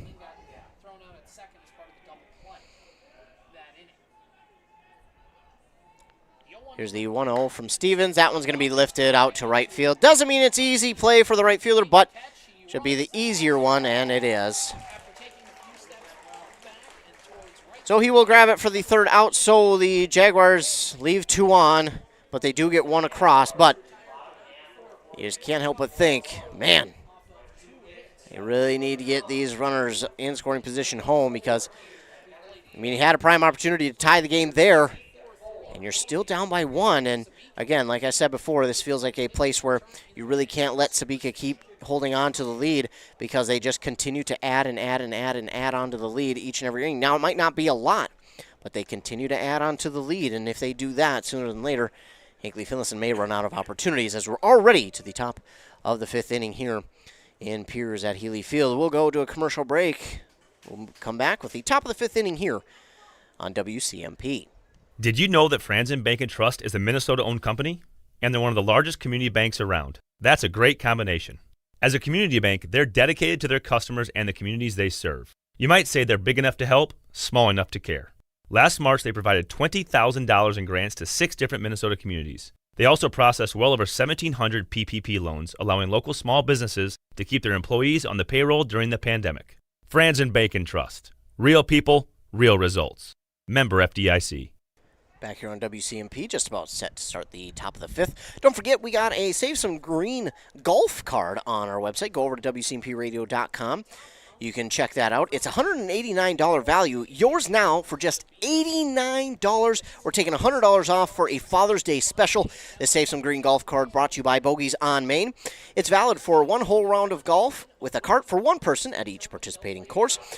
Bull Rush Golf Course in Rush City, Stones Throw Golf Course in Malacca, Springbrook Golf Course in Mora, and the Pine City Country Club. You can also get 2 9-hole rounds of golf at Pine City Country Club on the same day with this card. Again, it's a value of $189. Yours for just $89 for a limited time due to this Father's Day special. Also, we only have a limited number on our website, so be sure to get yours today because there are only a limited number of them. It's not valid for league or tournament play.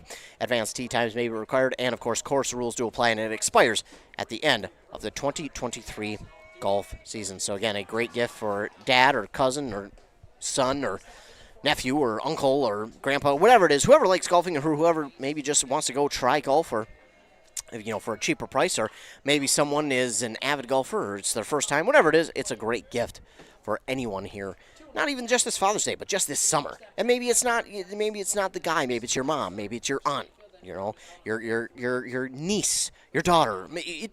It's for everybody. So Make sure to get yours while they're there, because, again, we have a limited number, and this $89, this $100 sale lasts for only a limited time. It's a Father's Day special, but just because it's Father's Day special doesn't mean you can't get it for someone else, like mom, daughter, niece, grandma maybe. Maybe grandma wants to get out on the greens. Either way, leadoff batter here for the Trojans is Braden Brinkman. He's got a full count to start the top of the fifth. He swings and fouls this one back into the backstop, and it's going to stay full, will the count. Trojans do lead 4-3. 1 for 2 is Brinkman with a RBI single in the first, grounded out in the third. This one is popped towards short. It's going to be a tough play for anyone out there. It's going to get down. Yeah, that one was tough for everyone. Shortstop, I think, misplayed it. He just couldn't see it. I think he lost it. Left fielder tried to come in to back him up, and then the center fielder also tried to come in. Shortstop just said, well, I can't see it, guys. And left fielder, I don't know if he couldn't see it or just couldn't get to it in time. Center fielder couldn't get to it in time for sure. So that's a tough one there for Hinckley-Finlayson. It is going to be a base hit, but, man, that's a tough one if you're Hinckley-Finlayson. So Brody Connor now comes to the plate, 1 for 2. RBI double back in the third. Throw back to first. He's back in plenty of time is Brinkman. So for Hinckley-Finlayson, that's a tough one, as again, I think shortstop lost it, left fielder maybe lost it too, center fielder couldn't get to it in time. So Von Ruden with the pitch, going to be outside for ball 1 to Connor. And it's been a close one here. 4-3 is the Sebeka lead. And again, if you're Hinckley-Finlayson, you got to be careful here of letting them hold on to this lead, because they're just continuing to add on, and they might just continue to add on here in this one. But you got at some point.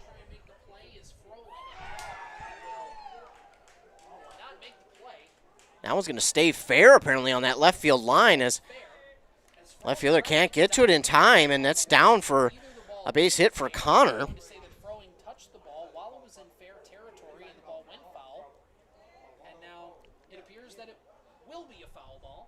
So now they're going to override it and say no hit.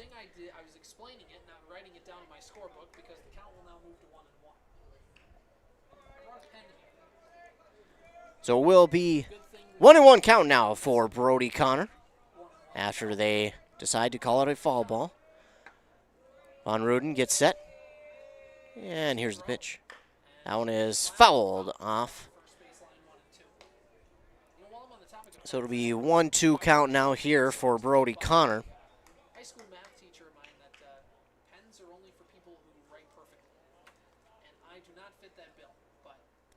1-2 count for Connor, runner on first. Nobody out here in the top of the fifth. Jaguars trail 4-3 to the Trojans, trying to get that one run back. But again, got to imagine they need to get it back quickly. Here's that one bounces. The catcher, Storley, he can't find it. And the runner from first is taking a big turn, and luckily Storley found it in time as Brinkman's going to go to second. Man, that was a tough one for Storley. He thought it went up and to his right. It went up to the left. That was a tough one to find for him, but eventually does find it as Brinkman's only going to get to second. Now Connor will deal with a 2-2 count. Von Ruden with the 2-2 delivery. This one is swung on and hit out to left field, and the left fielder rolling on it for out number 2. Or number 1, rather. Number 2. Jaguar fans, you're only down by 1 here, so plenty of time. As now Henry Erickson comes to the plate. But again, if you're a Jaguars fan, this one is going to have you on the edge of your seat, I think, until the very last inning. 1 down, runner on second. Erickson watches this one go low for ball 1. Erickson is 1 for 2 today, a single, and then grounded out in the third.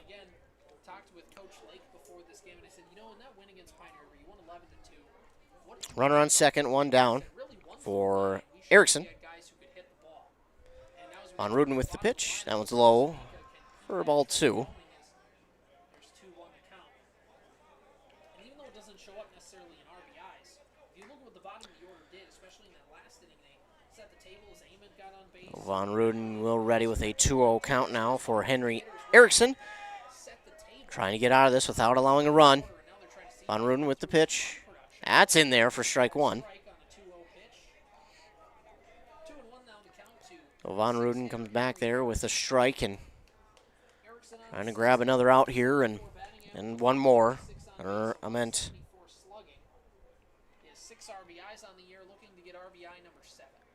Von Ruden gets set. Here's the 2-1 delivery. Bounces to Storley, but does a good job to keep it in front of him and keep that runner at second. It's going to be a 3-1 count, though, for Henry Erickson.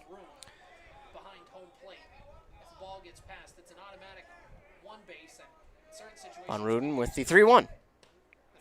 Just outside off the plate. And he will walk down to first to bring Gunnar Ament to the plate. He's 0 for 1. Or actually, he's 0 for 0. Zach Bunt doesn't count. Gunnar Ament will come, but before that, we're going to get a mound visit here with Von Ruden. And this could be the pitching change for Hinckley-Finlayson. We'll wait and see, though. A conference here for Hinckley-Finlayson, Von Ruden. From the side of the mound to the top of the mound, I didn't think that there was going to be a pitching change there because usually the coaches will tell you right away if a guy's not going to throw and they'll take the ball from him and they'll try and move everybody around. So, talking with his head coach, Jake Krieger. Yeah, they're just talking about how to get out of this one. They only trail by 1. They need 2 outs. They just walked the previous batter, so runners on first and second now, and you can go to any bag now for an out if you're Hinckley-Finlayson. Von Ruden, he's going to stay out, of course, and Storley will return behind home plate. Everyone will return to their fielding positions as Von Ruden will get ready for Gunnar Ament. Here's the first pitch to him, and that's going to be high for ball 1. 1-0 count now. 1 down here in the top of the 5th inning. For the Trojans as Jaguars trying to get out of this one, and Von Ruden will step off. He'll pump fake the down. Pump fake the throw down to second and get back onto the mound. 1-0 count here for Gunnar Ament, and here is the pitch. In there for strike 1.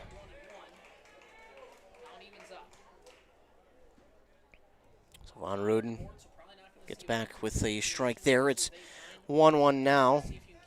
Von Ruden with the 1-1 delivery.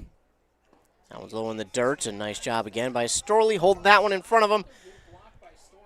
And doing his job back there. It's a tough job. I mean, this is not a short backstop by any means. It's kind of like Pine Cities.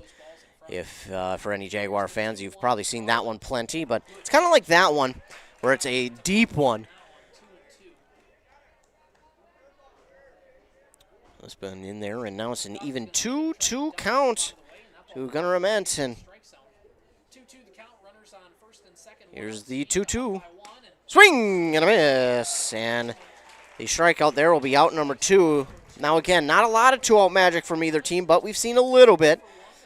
An RBI for the Trojans back in the 3rd on 2 outs. And the Jaguars will try and avoid that here. Runners on first and second, 2 down. And now to the plate is Parker Kaiser. Zach Bunt back in the 4th, 0 for 1. Here's the pitch from Von Ruden. It's in there for strike 1.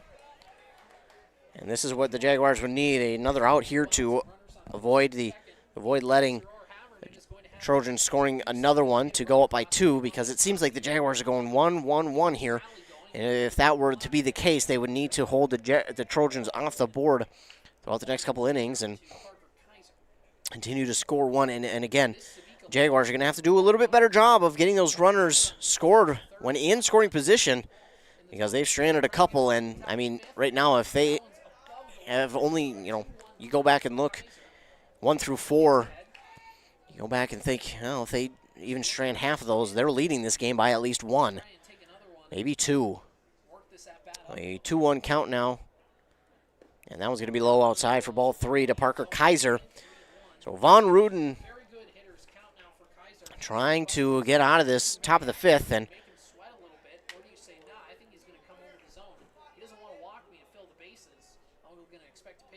get this third out and bring his team back to the plate. Here's the 3-1.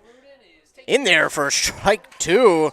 And Kaiser thought he was walking down to first, but not so. That's got to be frustrating as a batter. Now as a batter, though, I got to imagine that that's in your head a little bit, and you're going to be trying to swing to get that frustration out. So, but if you're Kaiser, you got to be smart here. Von Ruden sure going to try and blow this one by. And he does deliver that one on a line down to first base. Runners will have to move back. And it's not 0-1. I believe it's 2. 3-2. Runners on first and second. 2 down here for the Trojans. Von Ruden will, and they're going to have him in a rundown, and they will. They get him. They get him trying to get third. So Brody Connor will be the third out, trying to take third. So the Jaguars do get the Trojans down without them scoring a run here in this inning. And they will move to the bottom of inning number 5, and they will try to get that 1 run back and also add on to take their first lead of this game. So we move to the bottom of the 5th inning. Still plenty to go here in this one. The Jaguars will try to get 1 run back and also add on for their first lead of the game here against Sebeka in this Section 5 Single A semifinal game. Winner will move on to Thursday in the championship game back here in Pierce. The loser will move down to tomorrow, where they will await the winner of Ogilvie and Pine River Bacchus. So a lot on the line here. And again, if you win this game, not only do you move on to the championship game, but you only got to win 1 game in the championship game to move on to state. If you lose, you're going to have to do it the hard way. You're going to have to win tomorrow night against either Ogilvie or Pine River Bacchus. Then you're going to have to win 2 championship games against the winner of tonight. So winning tonight is a big advantage. And that doesn't mean that the winner of tonight is automatically the championship winner by any means. That, whoever loses tonight could just take that and use it as momentum moving forward, go and blow out the winner of tomorrow night's game, and then go on to win the next 2 championship games in blowout fashion. So never know. And leading off here in the bottom of the 5th inning is going to be Jordan Masterson.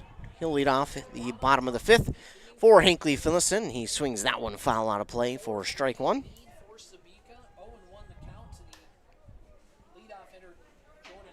Stevens still out there on the mound for Sebeka. As here's the pitch. Swinging and a miss there by Jordan Masterson.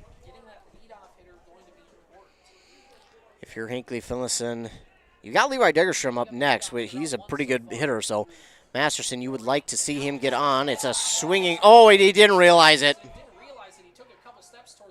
If he realized it, I don't know if he would have been safe, but it would have been really close. I would have taken the fact that he could have got there. So a close play.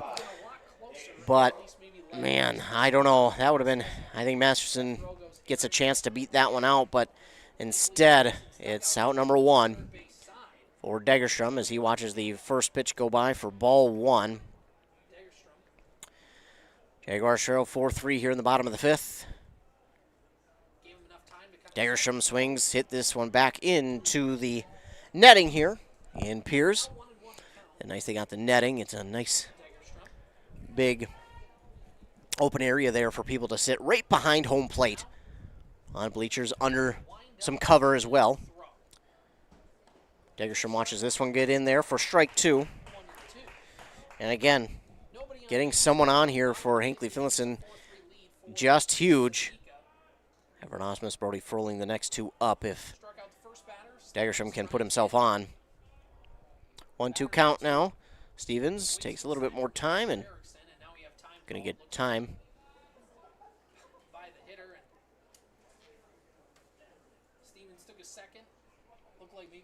1-2. And here's the pitch to Dagerstrom, and that's going to bounce. It will even the count at 2-2. So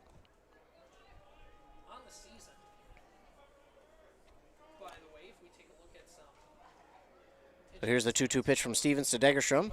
And I think Dagerstrom went. He did. Just from up here looking, it looked like he went enough for the strike, and he did. It'll be out number 2. And Everett Osmus will come to the plate. He was hit by a pitch and grounded out. He's 0 for 1 so far today. Again, he's got speed, and he actually scored their first run of the game. And, man, I really wish that he could have got on with either one of those first two getting on as well. First pitch to him is outside for ball 1. So 2 down, nobody on here for Hinckley-Finlayson after they don't allow a run there in the top of the 5th, which was huge. But now Osmus will foul this one back out of play, and I'll move the count to 1-1. So a tough spot here for Hinckley-Finlayson. Again, it just feels like you keep, or if you allow Sebeka to hold on to this lead, they're so confident enough to where one run is just going to be enough for them to hold on. But either way, it's going to have us Jaguar fans on the edge of our seats till the very end. This is going to come down to, I think, the 7th inning, maybe 4-3, maybe 5-4, maybe 4-4. Who knows? I think we're going to get down to the last inning, and it's going to come down to Hinckley-Finlayson trying to get this win. Oh, and swinging at one up at his eyes is Everett Osmus. And that's one where it's like you see it and you think you can get a good swing on it, but it's way too high. You shouldn't even swing. It's too even. Here's the pitch. Bounces to the catcher, and Osmus will run the count full. So that's a tough one for Osmus. That's one where you think, man, if I can get a hold of this one, I'll give it a ride. But it's in a spot where you shouldn't be swinging, unfortunately. But it's a full count now for Osmus. Here's the full count pitch. Osmus gets a piece of it out to center, but a little too much under it, and that will be to the center fielder for out number 3. 3 up, 3 down, go Hinckley-Finlayson Jaguars, and we will move to the top of inning number 6. We're getting down to the last couple of innings here for these two teams. The Jaguars need to get something going here in the next inning, or, I mean, well, they really should try and get one going here in the 6th, because if at all, you know, best case scenario, you don't have to use the bottom of the 7th if you're Hinckley-Finlayson to try and come back and get the victory. You can just win it in the top of the 7th. But we'll be back after a short commercial break for the top of the 6th inning. You're listening to Playoff Baseball here, 106.5 FM, AM 1350 WCMP.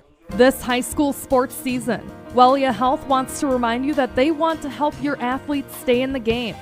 Sports medicine services are available at every Wellia Health campus.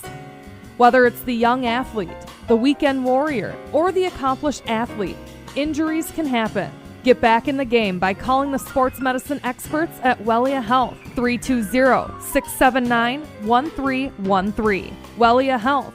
Live life well.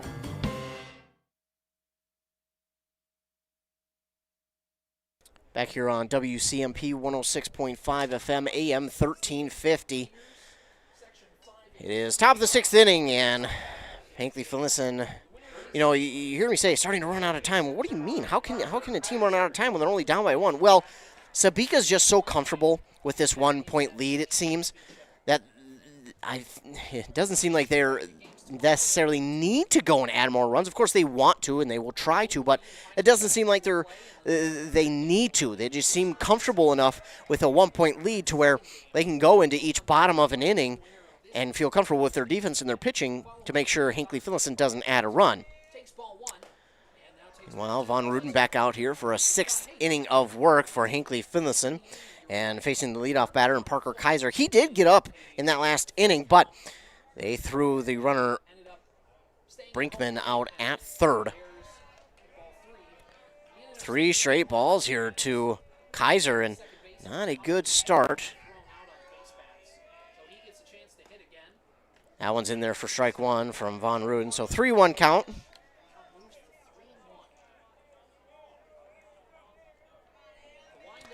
Here's the 3-1 from Von Ruden. That one swing right back at the pitcher. Shortstop, throw on to first. In time for out number 1. Big out number 1 there for Hinckley-Finlayson. And now it's Cage.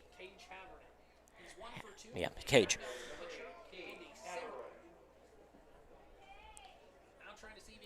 So 1 out. Nobody on.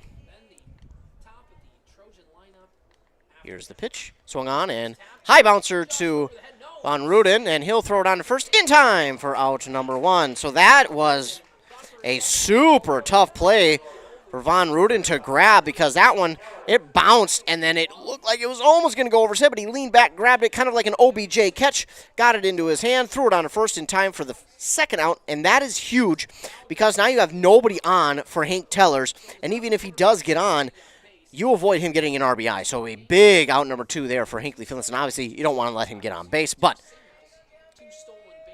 so Von Ruden, oh man, that's deep. Left field, but it is foul. That's going to go foul. That one goes down the left field line. Hank Tellers gave that one a ride, but that one is foul down the left field line. A deep ride, if that one was straight, probably is out of here, but since it leans left down that left field line, it is foul. So Hank Tellers will do it again with an 0-1 count. Von Ruden knows now, hey, I can't put that one there. And that's going to be outside for ball 1.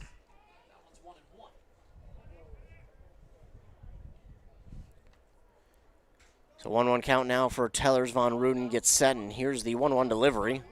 That one's outside for ball 2. And I think that big hit got in his head just a little bit, but if you're Von Ruden, got to try and work that strike zone. I mean, he can't be afraid to throw the strike to Tellers, because that was one swing.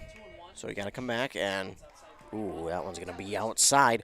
It's a 3-1 count now for Tellers, and really don't want to put Tellers on with Max Lake coming up next. I mean, it's the top of the order, so you never really want to put anyone on in the top of the order. But these first 2 guys, Tellers and Lake, not guys you want to see on base. Swing and a miss there from Tellers, and it's, excuse me, 3-2, full count here for Tellers. Von Ruden trying to get his team out of the top of the 6th. Von Ruden with the payoff. Oh, low. And it's going to be a walk to Tellers. So Max Lake now on to first. So runner on first, 2 down. Max Lake will come to the plate, and now probably see the... I'm not quite sure. I'm assuming everything, and you know what they say about assuming. Looks like pitching change. So Jay Krieger will come to the mound, and we will have our pitching change. We thought we would have maybe an inning ago, but this will be the pitching change now. So Von Ruden goes 5 2/3 innings for Hinckley-Finlayson. Can't quite see the number down there of who that is. It's going to be 13, Trey Visser, who will come in relief of Von Ruden. 5 2/3 innings there for Von Ruden.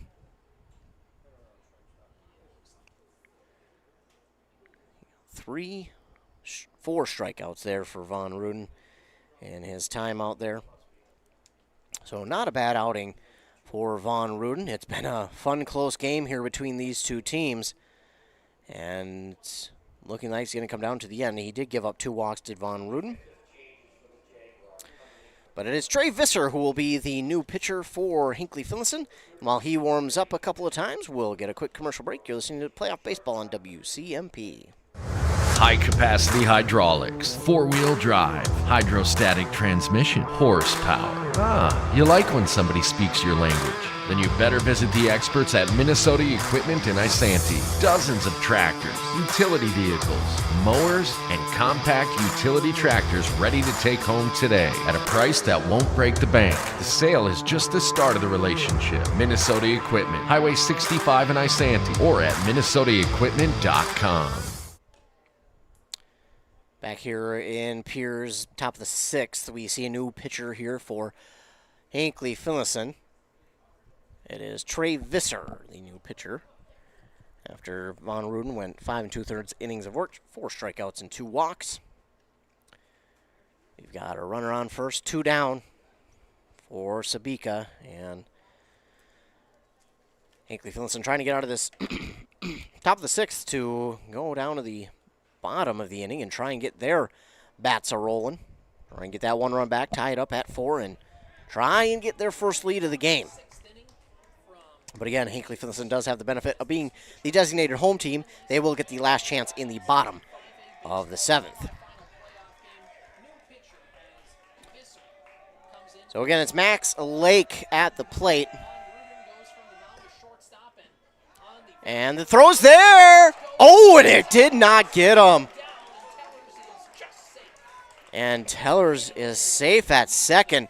That was close. I thought he had him, but the hand must have just got in before the tag.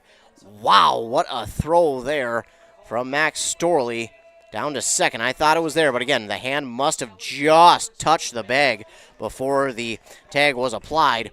And now it's a 1-1 count here to Max Lake. So a 1-1 count here to Max Lake. Runner on second, 2 down. Visser with the pitch. That one's fouled off on the third base line. And somehow it missed all the cars over there. Wow. Oh, it just missed that Camaro. Telling you, that Camaro should have moved when it had the chance. 1-2 count now for Lake. Visser trying to get him out of this inning. Here's the pitch. Took something off that one.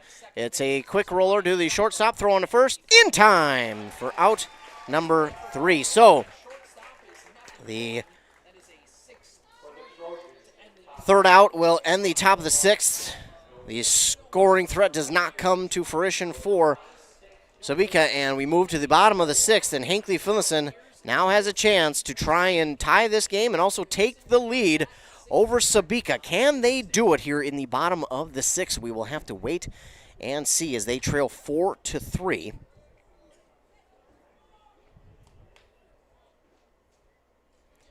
So the Jaguars, again, designated home team. They get the last chance in the bottom of the 7th, but they're here in the bottom of the 6th. Great opportunity to try and come out and tie this game and also try to take a lead. Going to be tough. Their starting pitcher for Sebeka, Stevens, has done a good job here this evening of pitching. Done a really good job, actually. He's got 5 strikeouts here tonight.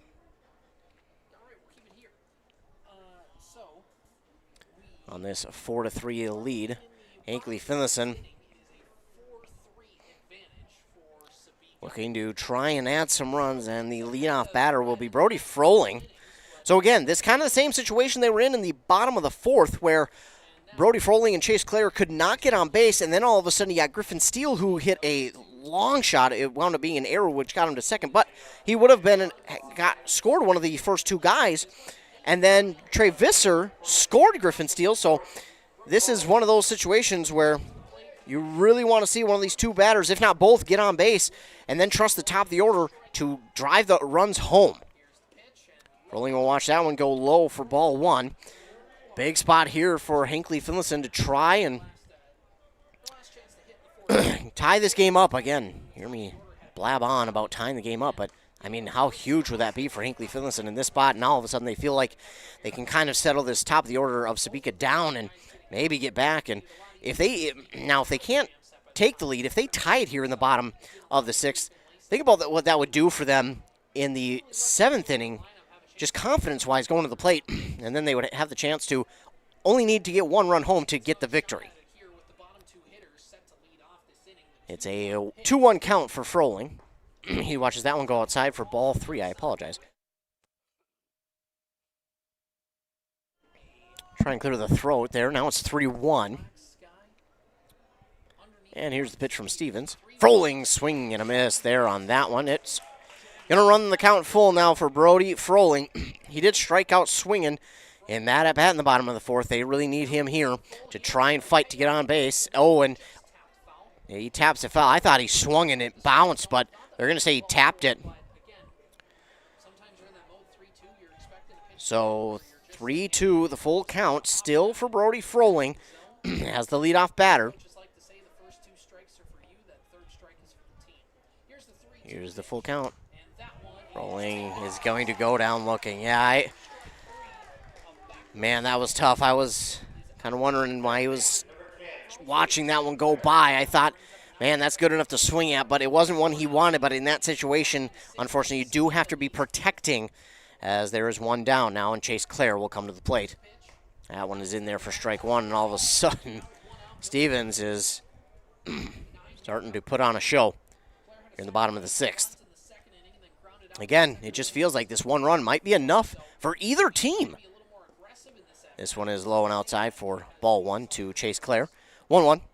Hinckley-Finlayson needs at least one here in the bottom of the sixth to at least get something going for them in the seventh. Oh, a late swing there for Clare. That was a good pitch to swing at, but just a late decision. It was on the outside part of the plate, and now it's a 1-2 count for Clare. And, man, if you're Hinckley-Finlayson, you can't squander this opportunity to get one of these guys on. That's just off the plate outside. That will even the count at 2-2. Chase Clare. Ready? Here's the Stevens 2-2. It's going to bounce, and, man, now a 3-2. Full count. Chase Clare. Stevens, readies. And here's the pitch.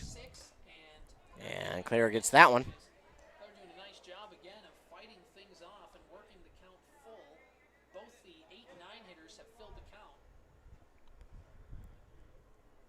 Full count now here for Clare.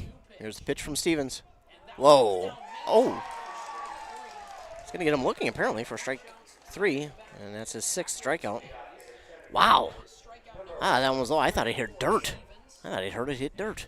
Apparently I didn't. So now Griffin Steele, top of the order. And this is, again, now if he is able to get a base hit or even a double, that's where you think, man, we really would have liked to have gotten those guys on base. I mean, can't really control it now, but 2 down, and Visser pulls the bat off his shoulder, but checks his swing, and now it's a 1-0 count. That one's going to bounce and will roll to the backstop for ball 2. Bottom of the sixth, Jaguars trail 4-3 to the Sebeka Trojans. If they lose, they will be down and face the winner of Ogilvie. And that's a big swing, but might have been a little too much under it. And he is. So Griffin Steele, a little too much under that one. Fly out to the right fielder for out number 3. And the Jaguars go down 1-2-3. But we go to the top of the seventh. It's only a 1-run lead here for Sebeka. So Hinckley-Finlayson, I don't want to say he's in a good spot, but it's in an okay spot, even though they're down by 1. So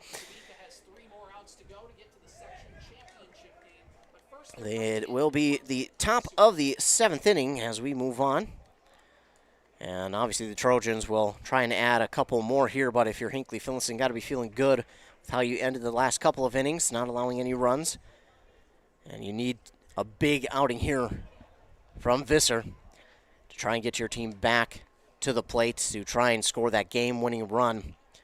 If anything, get that game-winning run, and then you can move on to the extra innings, but get that game-winning run because you've got your 2, 3, and 4 hitters who will come to the plate in Visser, Storley, and Von Rudin. Then you have Masterson, who, if you can get another one to come to the plate as well, he's a big power hitter. He could drive in another run, so plenty of opportunity here for the Jaguars, but they need a big top of the seventh inning from Trey Visser, who came in and finished off the sixth inning there for Von Rudin.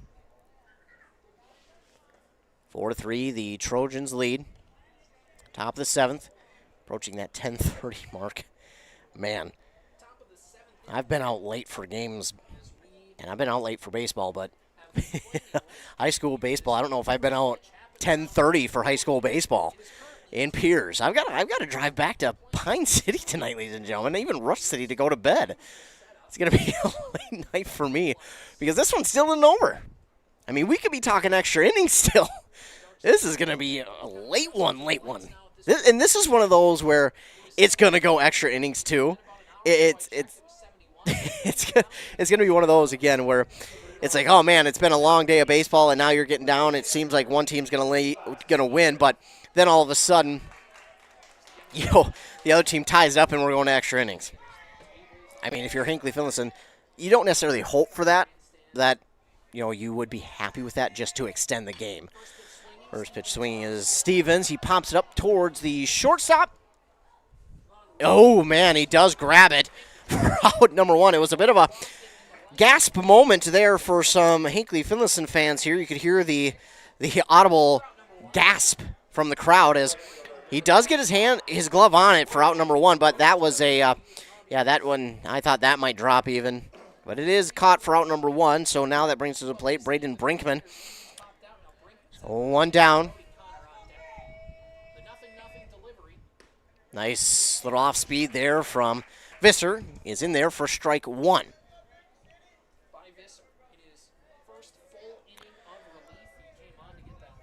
Visser will get set with the 0-1 pitch. Of course,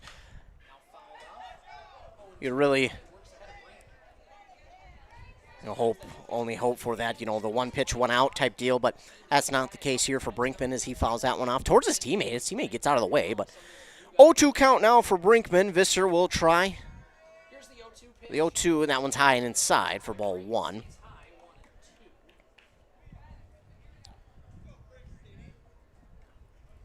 A 1-2 count here for Braden Brinkman. Trey Visser likes the signal. And here's the 1-2. Takes that one off speed into shallow right. Oh my goodness! The right fielder diving catch makes the play out there. Oh my goodness. A diving play from Everett Osmus. Grabs it for out number two, and that is huge because now you don't have anybody on base for Brody Connor, who has already got an RBI here tonight. So a big out there for Hinckley-Finlayson.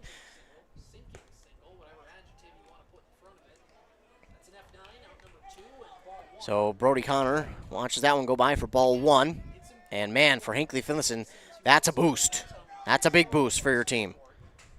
This one is high bounce. That might just be down for a single.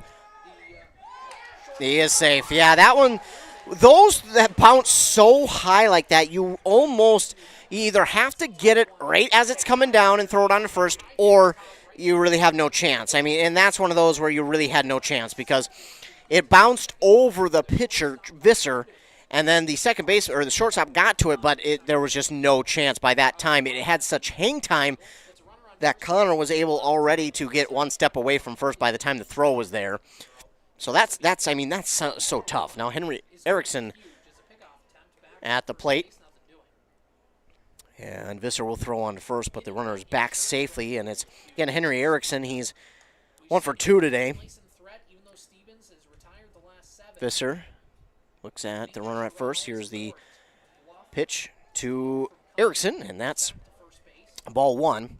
So, again, one like that is so tough. But now if you're Sebeka, now you've got a runner on with 2 down. Not a lot of two out magic here today, but that one could be what they need, as that one is an off speed from Visser. Nice job getting that one in there for strike one. 1-1 count. Runner on first for Sebeka. Visser checks that runner at first. And here's the 1-1 pitch. Another off speed is in there for strike two from Trey Visser. So now you can go back to the off speed if you're Visser, but Erickson probably expecting that. Then if you go heat, he's probably expecting that one as well. That's what's so tough about this situation.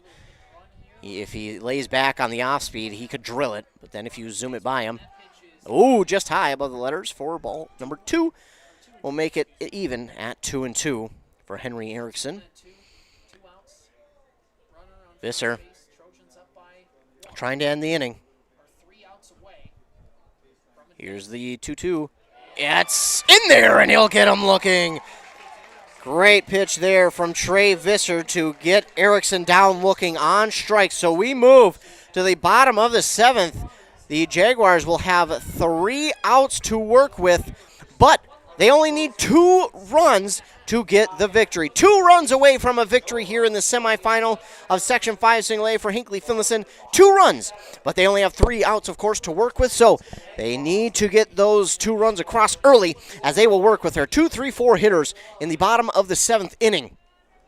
A big inning here for Hinckley-Finlayson. They need at least 1, but 2 will give them the win and punch their ticket to the championship game. So we'll keep it here as we move on to the bottom of the 7th inning. Again, a late night of high school baseball here in Piers at Healy Field.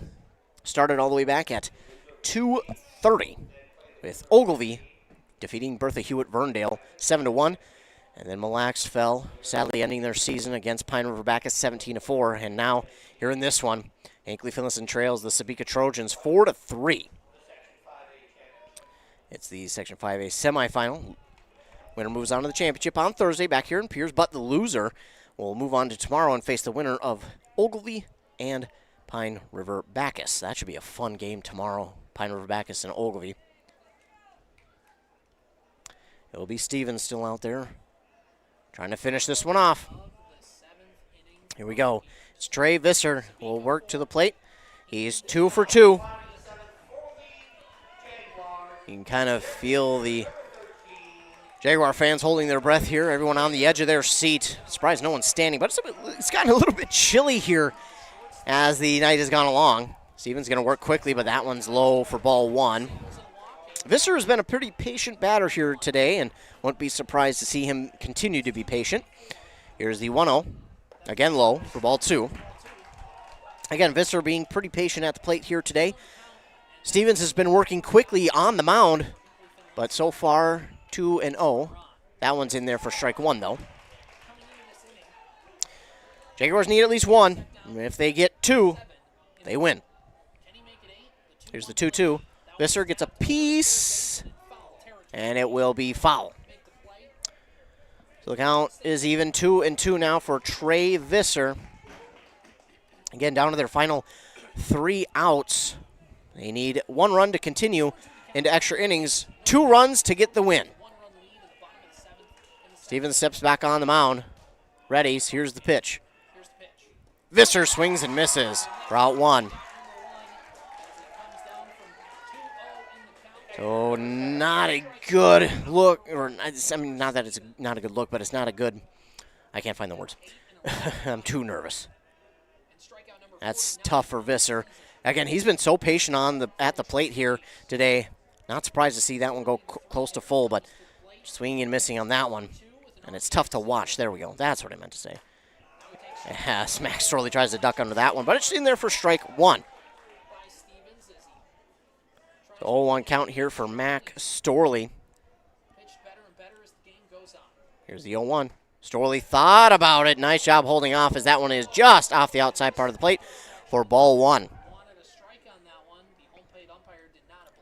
1-1 to Max Storley. And here's the pitch. Storley pops this one up, and that should, well, not going to be easy, but under it. And, oh, it got down. Yeah, that one looked like it was going to be in a spot where it could get down, but I think that was kind of a miscommunication between the second baseman and the right fielder. That one was, it looked good enough for both of them to go get, but it looked like one called it off, the other one called it off, and then they both kind of looked at each other and went, well, who's going to get it?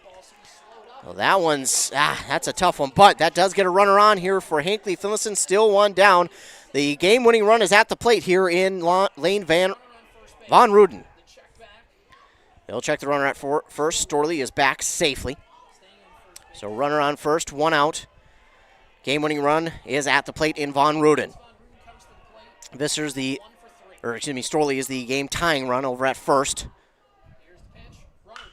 Van Ruden gives the one right out to center. That's going to get down. And for Pete's sake, I lose my voice. They're going to run Storley. Storley's going to come home, and that's going to be an RBI triple there for Lane Van Ruden.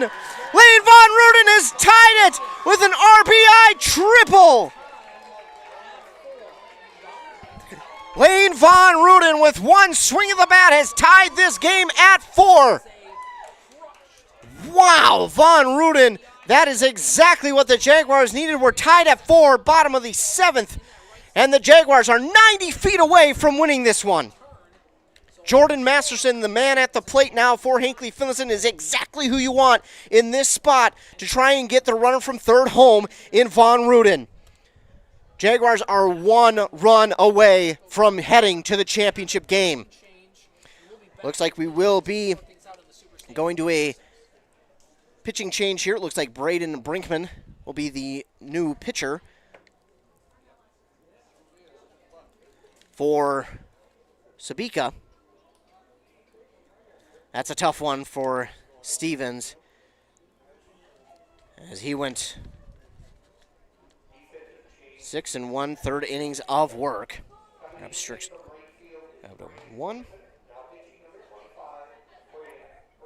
2, 3, 4, 5.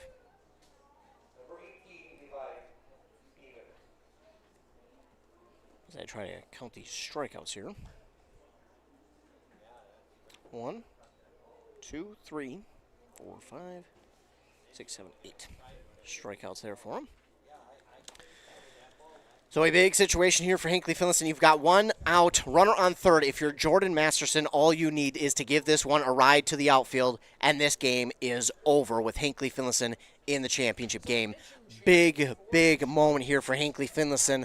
I mean, this is exactly what we thought it would be. We thought it would come down to the final inning, and Hinckley-Finlayson's Lane Von Ruden with a swing of his career, the RBI triple. Here we go. Jordan Masterson, can he be the hero? Can he get the runner from third home? Von Ruden, the game-winning run at third. Here we go. Bottom of the 7th, 1 down. Von Ruden at third. Jordan Masterson at the plate to try and get him home. Got to be still smart here if you're Masterson. That one's in there for strike 1. Here we go. If anything, we're headed to extra innings, which, if that's the case, I can't say then anything that I called it. Masterson, a base hit here. Runner goes for the plate. It's a suicide squeeze, and he does not get the ball. He's safe, and that's a game-winning run. Hinckley-Finlayson is in the championship game. They're going to steal home. But now, hold up. Let's wait. They are going to make a conference about it. I think they might say Masterson. Is that what Coach Lake is going to say? Are they going to say that he offered it? But right now it appears like Coach Jeff Lake is not going to get an answer he wants to hear. It sounds like they're going to say he's safe. He's safe! He's safe, and Hinckley-Finlayson gets the win 5-4 over Sebeka. Lane Von Ruden steals home, and Lane Von Ruden sends the Hinckley-Finlayson Jaguars into the Section 5A championship game.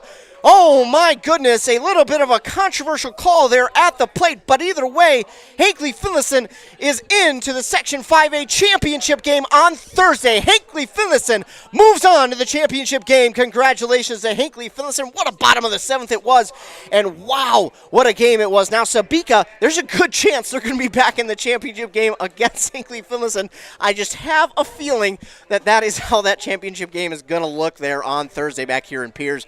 I can't help but think that Sebeka's just going to come out in that game tomorrow night and just go to town. But either way, Hinckley-Finlayson punches their ticket after they steal home from Lane Von Ruden to win this game and send them to the championship game on Thursday. Lane Von Ruden, wow. That was a gutsy call. And now, and again, depending on the fan base you're cheering for, the call at the plate is either controversial or it's a good call. It depends on the fan base.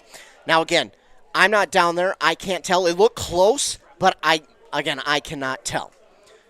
So, again, it's whatever fan base you're cheering for. If you're Sebeka, you're going to say it's interference. If you're Hinckley-Finlayson, you're going to say it's a good call.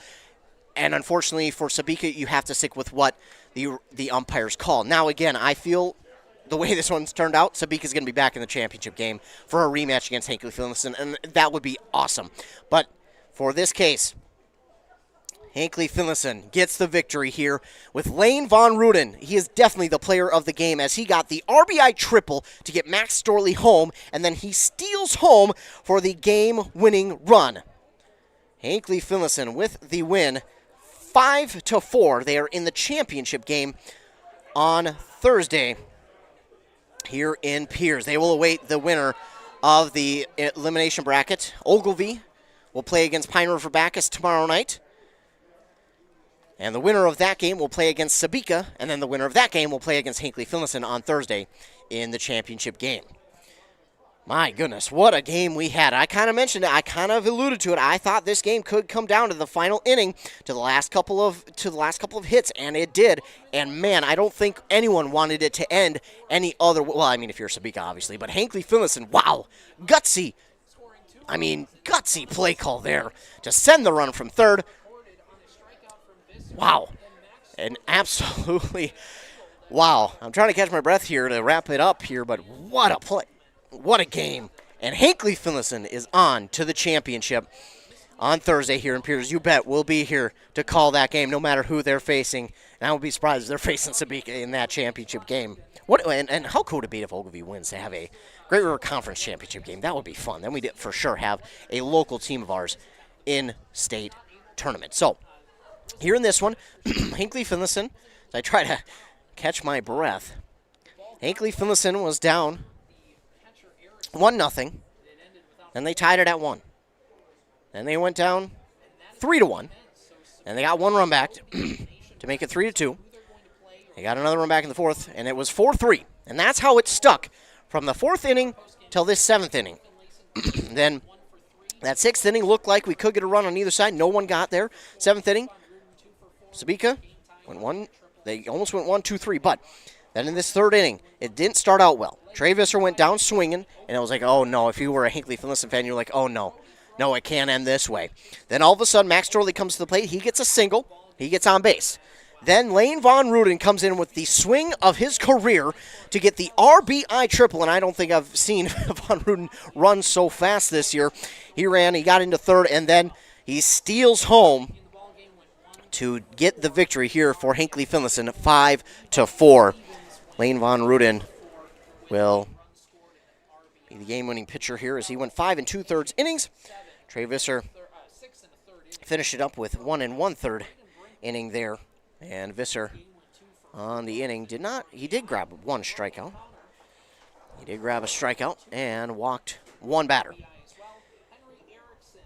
So not a bad day there for him. And this Hinckley-Finlayson Jaguar team, man, what a play there at the end. So the Jaguars get the victory here, 5-4, after stealing home on Lane Von Ruden's after his RBI triple. So we will move on to the championship game on Thursday. Ogilvie will be here tomorrow taking on Pine River Bacchus. If they win, they'll play against Sebeka, and then if they win, they'll play in the championship game. For WCMP, I'm Ethan Game Day Gilman. Thanks so much to all of our fine sponsors. Thanks so much to you for tuning in. Stay tuned to the morning shows for all your local sports updates, and of course our website. We'll keep you updated there as well. And be sure to remember and be kind to everyone. You never know what someone is going through. Your kindness could really make their day. Again, for WCMP, I'm Ethan Game Day Gilman. Have a great rest of your night.